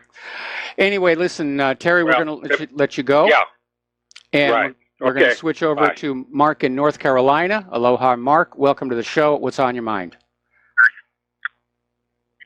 Hey, Mike, I don't know. A few weeks ago, I didn't actually watch it on Fox, but I've seen it on YouTube, an interview with Tucker Carlson and a former Special Forces colonel who said that he's worried about a false flag to start a war with Iran. Yes. And I got to give Carlson credit, because this guy is he's pretty much more independent media than anything else for a mainstream media station like what I call the fake neocon news station of Fox. Yeah. And I think people need to start listening. I remember one thing I remember when I was in the Army, and I'm sure it's throughout the military, because if you read books like Richard Marchenko, stuff, troops who, the best soldiers do not rise to general. They don't rise to flag rank, whether it's Army or Navy or anything else. They come out as colonels, if they're lucky, in the Army. They come out maybe a captain, like Captain Marchenko in the Navy. And as a matter of fact, he actually went to jail because of some of the things he did expose the Navy's incompetence. So he went to jail for about a year, Marchenko. So what I'm saying is this. These are people we better start listening to. Yes. Because Colonel Anthony Paper is another one. The guy who's no longer with us, who warned against the Iraq War, when one of the most decorated soldiers, I forget his name now, he was also a colonel. a lieutenant colonel. We better start listening to these people. Yes. And start understanding. We're not going to have a, I saw Trump today. I was at the gym. I saw him on TV talking to the military, waving the sword, how strong we are, how tough we are, and this and that, even though he never served a day in the military himself. I was a drafter in Vietnam. But he doesn't understand, he better start getting through his thick head. He has any hopes of becoming a president, not only a second term, but even becoming a well-liked president. All you got to do is get us into a war with Iran, okay? And that's going to go down to drink, and it's going to be bloody. I don't think Russia is going to get involved, actively, because I think I disagree. I disagree. I disagree because Russia is feeling the encroachment and the encirclement, and I think Putin is going to handle Iran the same way that he handles Syria. Iran is going to ask Russia to come in and render assistance, and Russia will come on in as advisors or whatever. They'll certainly supply a lot of weapons. But Putin, he is a global statesman, and he's been trying to keep the U.S. war agenda under control. He's the one who negotiated that agreement for Syria to give up its chemical weapons, which didn't stop the U.S. from invading anyway. And now Putin is looking at Iran, which signed that nuclear deal and surrendered their highly enriched uranium, and now the U.S. is getting ready to invade them again. So, but what I'm saying, I'm sorry. What I'm saying is, I don't think he's going to actually be massive force. I think he's going to rather be smart. He's going to just sit back and he's going to start arming the Iranians, which he's doing already. They're going to have those S-4, what do you call those S-4 missiles? S-400. He's going to give them other weapons. Well, the S-500 is coming online now, and my guess is that Iran would make a great place to field test those. Mm-hmm. So what? And on top of that, he's going to probably give them guerrilla soldiers too, help them, probably arm them with Chechen contractors and others. And that's what's going to happen. It's just going to be a bloody mess for the U.S. And it's going to. It could well bring down this government as a whole. It certainly would finish off Trump, and I don't think a Democrat would be able to profit off of it, because the Democrats are, if anything, pushing war more than anybody else these days. Yes. So I think it would open. I think it would open the way for a third party, maybe a Cynthia McKinney, maybe even Alex Jones. Who knows? I mean, somebody, maybe Rand Paul or running third party or something like that. Well, Alex Jones has got the popularity and the numbers. He could run, and if he does, I will support him. I would too. Absolutely. Yep. Absolutely. I don't agree with everything Jones is doing, but I agree with both. I think he's too much of a sycophant for Trump. I think he's got it. But I've heard lately he's starting to question Trump, that Trump's not doing enough about this, silencing of, he says conservative. It's not conservative voices, it's independent voices, because they're also shutting, and Peace Voice, by the way, they're throwing Ron Paul and his people off of a lot of these social media networks. Why? Yes. Because they want the public to be ready for their BS, whether it's going to be by a false flag or whatever else. But what I don't understand, it's not going to work this time. The people who are military age, who are ready to go into the military today, the young people, they don't get their news anymore from a made or corporate media. They get their news from all over the place. Yes. They don't buy a lot of this stuff, and that's where they're going to have to get their recruits. And they're not going to get the recruits they need. And if they go to a draft, I said that to you before. If they go to a draft, this country is going to tear itself apart. Plain and simple. It's going to be worse than the Vietnam War. I agree. Not going to happen. I agree. We're not going to let this happen. Trump better get into his thick head. During Vietnam, there was basically the war.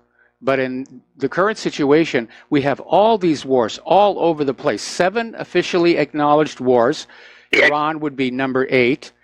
And the American people are tired of war. We've been at war now longer than we were in World War I and World War II put together. And we're seeing our children come back from the war zones in boxes or in wheelchairs.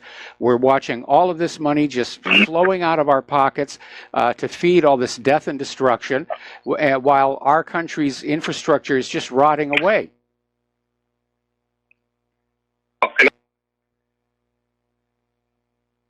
Okay, I just lost Mark.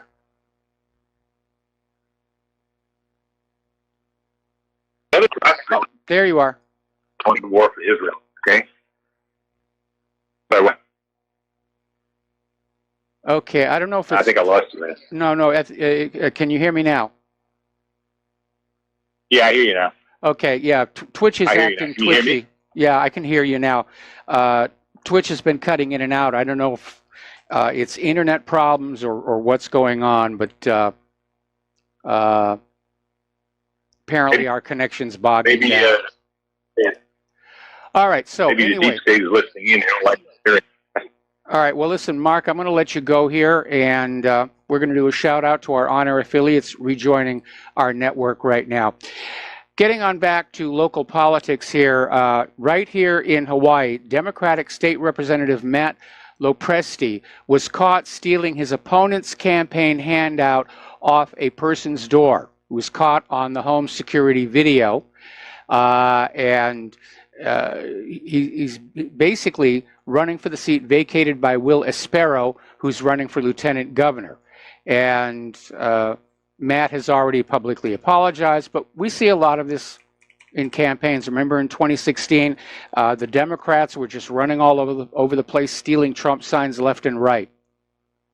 You know, I know politics is dirty. It shouldn't be this dirty. And supposedly, the Federal Elections Commission exists to keep it from being this dirty. Now, over in North Carolina, their ferry system has suspended a boat captain and a crew member for 1 week without pay after they hoisted a flag supporting the re-election of President Donald Trump. And basically, one of the passengers on the ferry took a photo of the Trump 2020 flag flying on the mast, and it went viral. And so the North Carolina Department of Transportation launched an investigation. Now, again, freedom of speech, they have a right to hang the flag, but they do not own that ferry. And they did not have the permission of the ferry's owners to put that flag up there. So, got to be very careful where you put those signs here. All right, let's talk about the economic news here a little bit. Global trade growth is starting to fall off. There's unease in the U.S. dollar funding market, and we're seeing a lot of dangerous messages coming out of the debt market. Apparently, credit card bankruptcies are skyrocketing, and we're headed to a major upset. We don't know where it's going to start, probably the bond market, but it's only a matter of time. They can't put this back together. Despite government propaganda, the reality is that too few Americans are working to keep this economy ticking along. The labor participation rate from the Bureau of Labor Statistics is in 63%. That's 62 to 63% of Americans willing and able to work. And most of those people who are not working are not counted for the unemployment numbers. They're recategorized as chronically unemployable. It's just a way of cooking the books, of making them invisible. But even CNN reported on this fact that we have, almost 100 million Americans out of work. Chronically out of work for months, if not years. Spot cargoes through the winter to avoid potential tariffs amid a trade conflict between the U.S. and China. And under the plan, PetroChina would boost buying of spot cargoes from other countries or swap U.S. shipments with other nations in East Asia to avoid paying additional tariffs. So now America's liquefied natural gas industry is about to get thumped on the head. Now, whether it's due to the tariffs or due to the fact that American consumers simply don't have a lot of money anymore, or a combination of both, July mobile phone shipments from China fell 14% over the same time last year. That's a pretty serious drop, and obviously this is affecting all of the iPhones, rather all of these phones, whether it's Apple or Samsung or Google phone or whatever. If they're made in China, sales are slowing down. Now, as I mentioned earlier in the show, the U.S. ambassador to Great Britain is arm-twisting Great Britain, saying back the U.S. on the Iran sanctions or face serious consequences for business. In other words, more sanctions on Great Britain. And so U.S. Ambassador Woody Johnson wrote an op-ed in the Sunday Telegraph asking the British government to use its considerable diplomatic power and influence to join the U.S. as a united front in its efforts to secure a genuinely comprehensive agreement on Iran ending its nuclear program. Well, Iran had ended its nuclear program, and we already know that the new Iran deal includes the long-range missiles, because that's what Israel wants. Iran is not going to give those up. They're not going to sit there without some kind of weapon of deterrence to avoid being invaded, because I'm sure they're paying attention to all this rhetoric here in Washington, D.C. about invade Iran, invade Iran, invade Iran. And they were hoping to avoid it. That was a big reason that they went along with this Iran nuclear deal. But they're not going to give up the long-range missiles.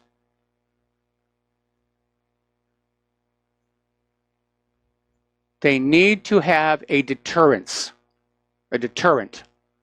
That's what this is really all about. The U.S. wants to strip Iran, as well as every other nation, of any possibility of deterrent to an eventual U.S. invasion. And looking at all the times the U.S. has promised, if you give up your weapons of deterrent, we won't invade, and then they invaded, Iran knows better than to go with that. We're going to take a break for commercials. We'll be right back.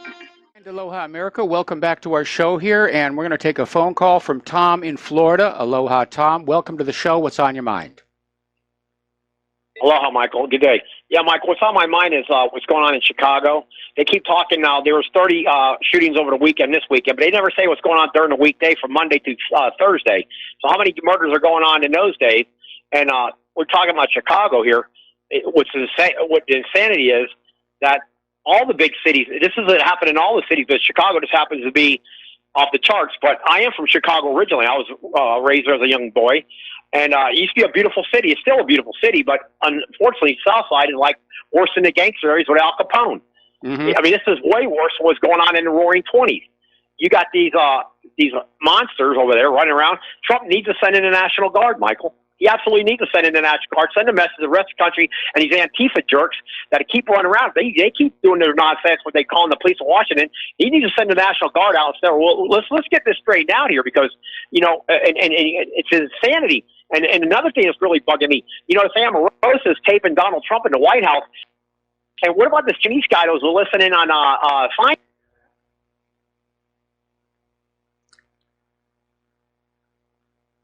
Okay, I'm not able to hear Tom again. I don't know what's going on with Twitch. It works fine with the commercials and the music, but for some reason when it's a phone call... There you are. Are you there? Hello? Yeah, you know something, Tom, I'm going to let you go, and we're going to close the phone lines for the rest of the day here, because... there's a technical issue that we need to iron on out.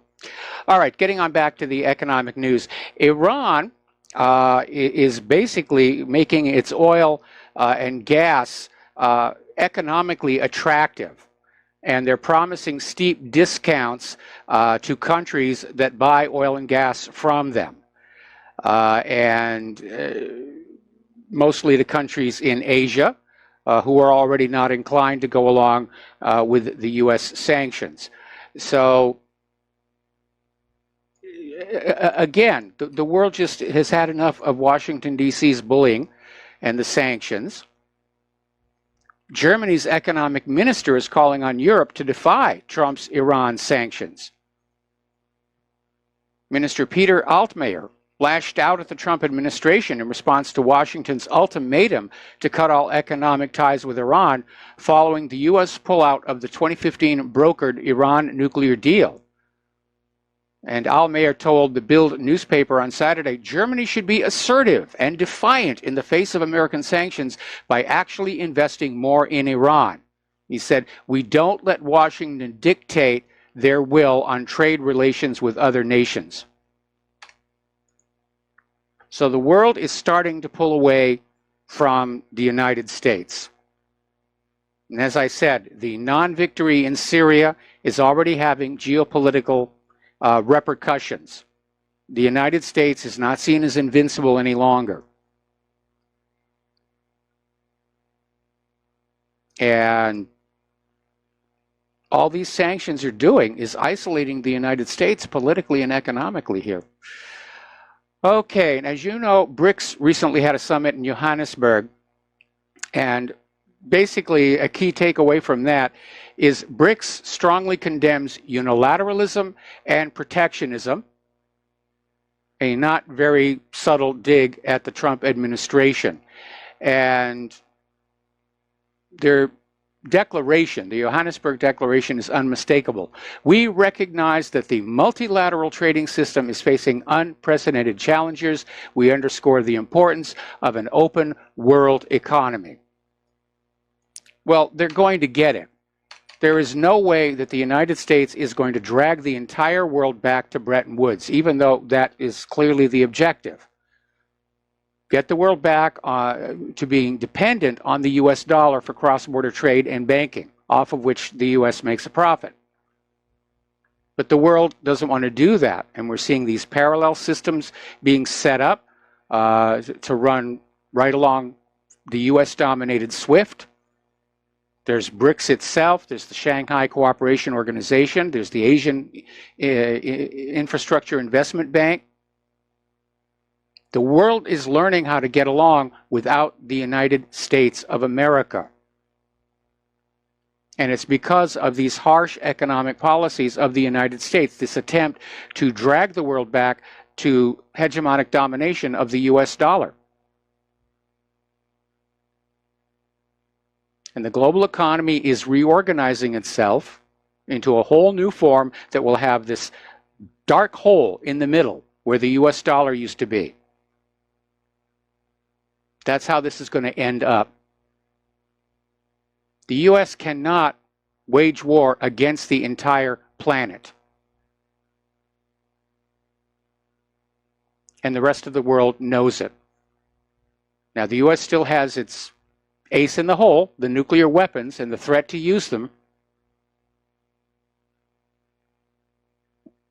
All right, we're going to take a break here for commercials, and we'll be right back. And aloha, America. Welcome back to the show here.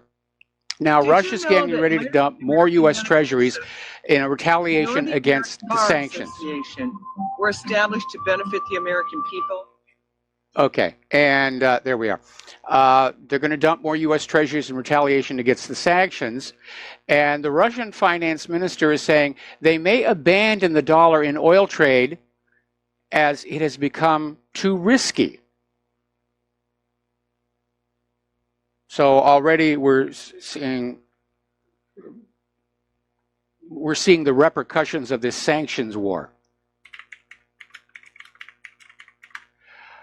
Okay, now, apparently the U.S. and Turkey have now declared economic war, and the presidents of both countries rhetorically declaring economic war on each other, and of course over a single day, the Turkish lira lost 17% of its value, and early signs of panic have spread to world financial markets. It really is getting crazy out there. And Turkey is approaching the point of collapse, and Erdogan is blaming the currency decline on the USA, and he's absolutely right. Now, here in the United States, U.S. spending on interest hits an all-time high. More Americans are defaulting on their credit cards. We're in a debt trap. We're in a hopeless debt trap. And we were put in that trap a little more than 100 years ago with the creation of the Federal Reserve. And it was intentional, because the bankers used that awareness of debt to control people, governments, entire nations. Now, Elon Musk may be in a little bit of trouble. As you know, he rattled the markets early last week with an announcement that he was going to take Tesla private in a leveraged buyout that was going to cost a huge amount of money, and basically said that he already had funding from Saudi Arabia. But Saudi Arabia's PIF and SoftBank are saying, no, they were approached, but they're not interested. And this puts Elon Musk in trouble because, well, his own investors have filed a lawsuit against him, saying he's basically committed fraud, and he may be in trouble with the Securities and Exchange Commission. Turning to the world of immigration and refugees here. Over in Finland, police are looking for foreign-speaking suspects after the gang rape of a woman. And the left is already out there trying to blame the victim, because we're supposed to feel sorry for the refugees.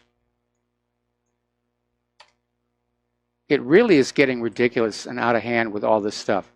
All right, Congressman Biggs has introduced the Fund and Complete the Border Wall Act. Now, remember, Trump said he was going to get Mexico to pay for the wall, and Mexico is saying, no, we will not do that. But Biggs' act basically will force that issue.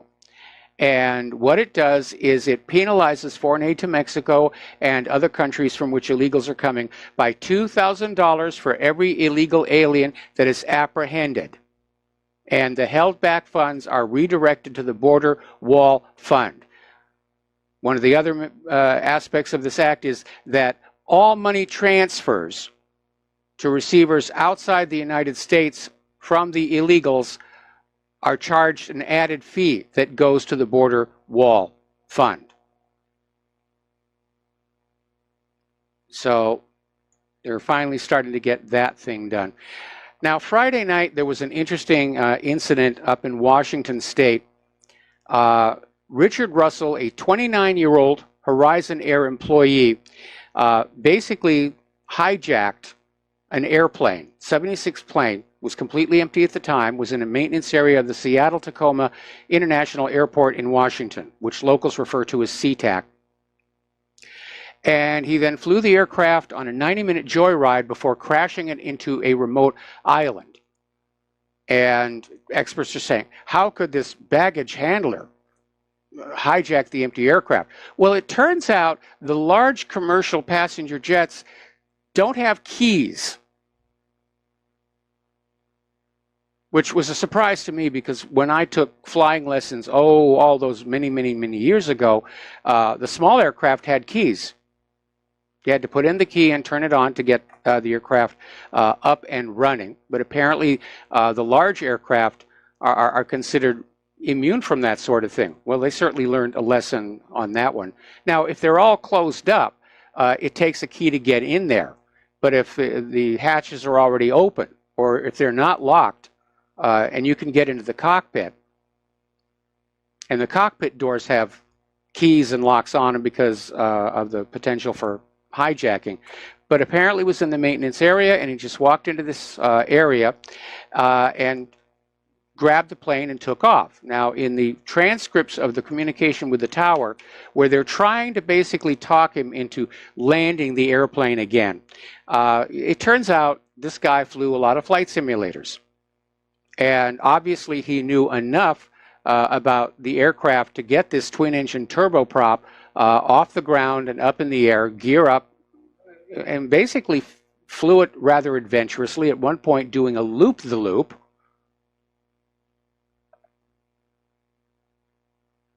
Now, it turns out this guy was feeling that he had been discriminated against for being white, and he had a very good education, couldn't get a job. He and his wife started a bakery, but that went out of business in the plunging consumer economy, and working as a baggage handler at the airport was the only job he could find.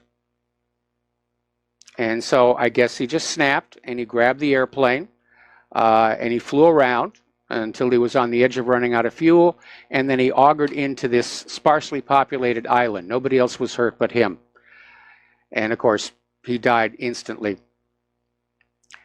Now, remember back when 9/11 happened, and the head of the EPA stood there and lied to the first responders that the air around the ruins of the World Trade Towers was perfectly safe and they didn't need special breathing gear.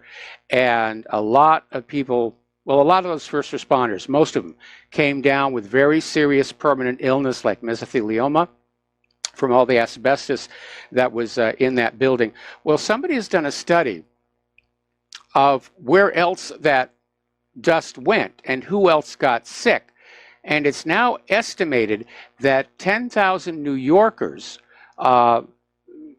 basically got cancer from breathing that dust.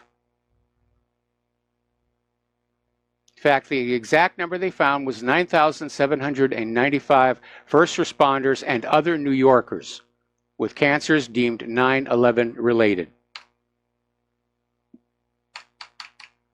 But we got the nation all riled up to go after Osama bin Laden. That makes it okay here. This one's a little upsetting. This is from campusreform.org. A recent survey found that many Americans are unable to name a single one of the freedoms guaranteed by the First Amendment.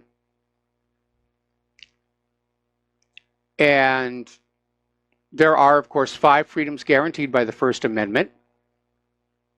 And 40% of the people surveyed were unable to list any of the 5 freedoms. 36% could list just one. So what are the schools teaching Americans these days? Because when I went to school, we had to memorize the Bill of Rights.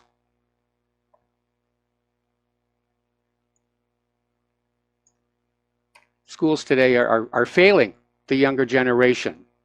They're teaching conformity, obedience to authority, and not a whole heck of a lot of anything else. We know the government wants the Bill of Rights and the Constitution to go away. We're hearing more and more politicians saying, really, we shouldn't let this document from 240 years ago be controlling our lives today. This is usually coming from progressives. And they're actually saying that they don't want the Supreme Court to be slavishly devoted to the Constitution. Well, folks, that Constitution is the original contract with America. It's the rules under which we, the people, allow the government to manage our sovereignty. And they're not allowed to just throw it away. Because the authority of the government rests on that Constitution. If there's no more Constitution, then government is illegitimate. If they're not conforming to the Constitution and the Bill of Rights, it is illegitimate.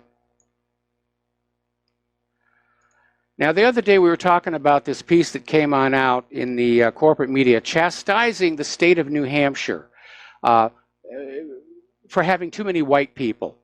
And it was very uncomfortable for Hispanics moving to the state because they couldn't find other Hispanics to talk to.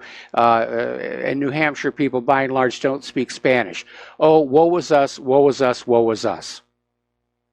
Well, now over at Wikipedia, they have declared Spokane, Washington, as being too white. So they're really pushing this agenda to just blend all the ethnic groups together, to destroy our cultural, regional, historical sense of identity. And people really don't like that. Over at the NFL, and I can't believe this is still an issue, apparently a lot of the NFL players are still kneeling during the playing of the national anthem. It's actually in the NFL rules. It was in the NFL rules before this even became an issue, that during the playing of the national anthem, you stand and face the flag and you stand at attention. But apparently these players are still kneeling. Trump is still very upset about it. So are the fans. And apparently NFL fans are starting to burn their merchandise in disgust over the anthem protests, which the sellers of the merchandise don't care. They got their money for it. But apparently a lot of upset NFL fans are boycotting their teams and burning their expensive memorabilia in response to this. Now, one of these fans, Robert Williams of Texas, burned over $1,000 worth of Steelers gear while slamming his favorite team. We stand for this country. We have morals in this country. Another one of the fans was out there saying, "My great uncle's bones are lying at the bottom of Pearl Harbor."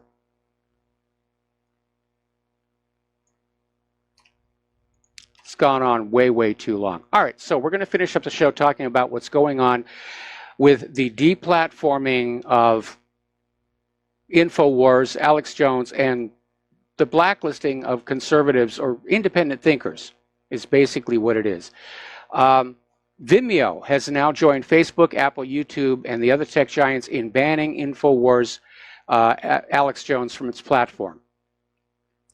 Article coming out of The Guardian, basically saying the public execution of InfoWars is dangerous and counterproductive. And what is really alarming is how many Americans, mostly liberal, are out there saying this is a good thing. This is a good thing. We've got to shut down speech we don't agree with. Now, this is all about the First Amendment. And the First Amendment guarantees the right to freedom of speech, the right to peacefully assemble and petition the government for redress of grievances. That is a founding part of what makes this country America.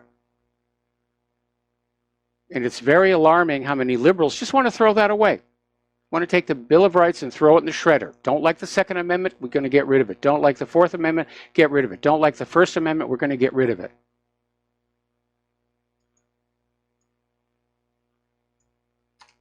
Now, ad platform Criteo has caved to mob outrage. They have also banned InfoWars. So we're going to have to get out there. We're going to have to support Alex Jones. And it's not because I agree with Alex Jones. In fact, we have one major area where we don't agree. But this is not about Alex Jones, and it's not about InfoWars. It's about freedom of speech. It's literally a fight for our freedom to put our opinions out there on a par with government propaganda and political speech coming from Democrats. That's what it's all about here. Now, there's some good news here. And apparently, the InfoWars app is trending. It has become one of the hottest apps in the country. People are just downloading it. They're installing it. They're going to get their InfoWars fix. And according to the Alexa rating site, InfoWars website traffic has just exploded. And as I mentioned on Friday, we're dealing with the banned in Boston effect. Oh, InfoWars was banned. Well, let's go on over there and see what all the fuss is about. Now, I think what InfoWars and any of these websites that are getting deplatformed need to do is have a banner on their site saying, if you like one of our articles, please post it yourself to Twitter and Facebook.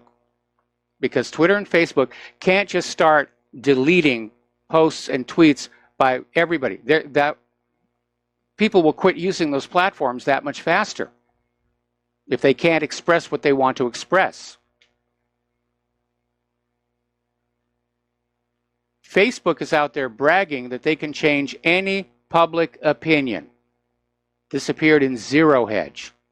Well, Facebook is not supposed to be in the business of changing public opinion. They have definitely stepped outside their original business model.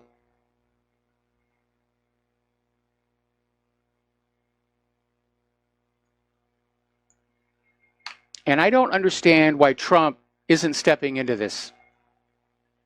Trump knows that it was the independent reporters. It's inexcusable. It's a betrayal. And I don't understand why Trump isn't doing something about it, because without the independent media, he's going to be toast in 2020.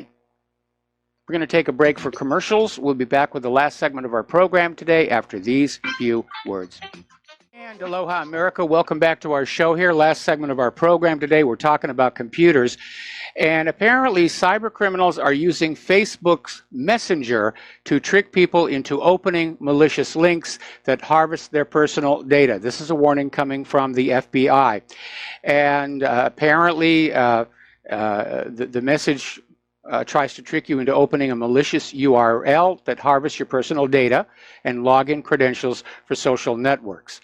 And although the original warning from the FBI highlighted Facebook Messenger as a particular platform of concern, this has since been amended because the scam is now being found on other rival platforms.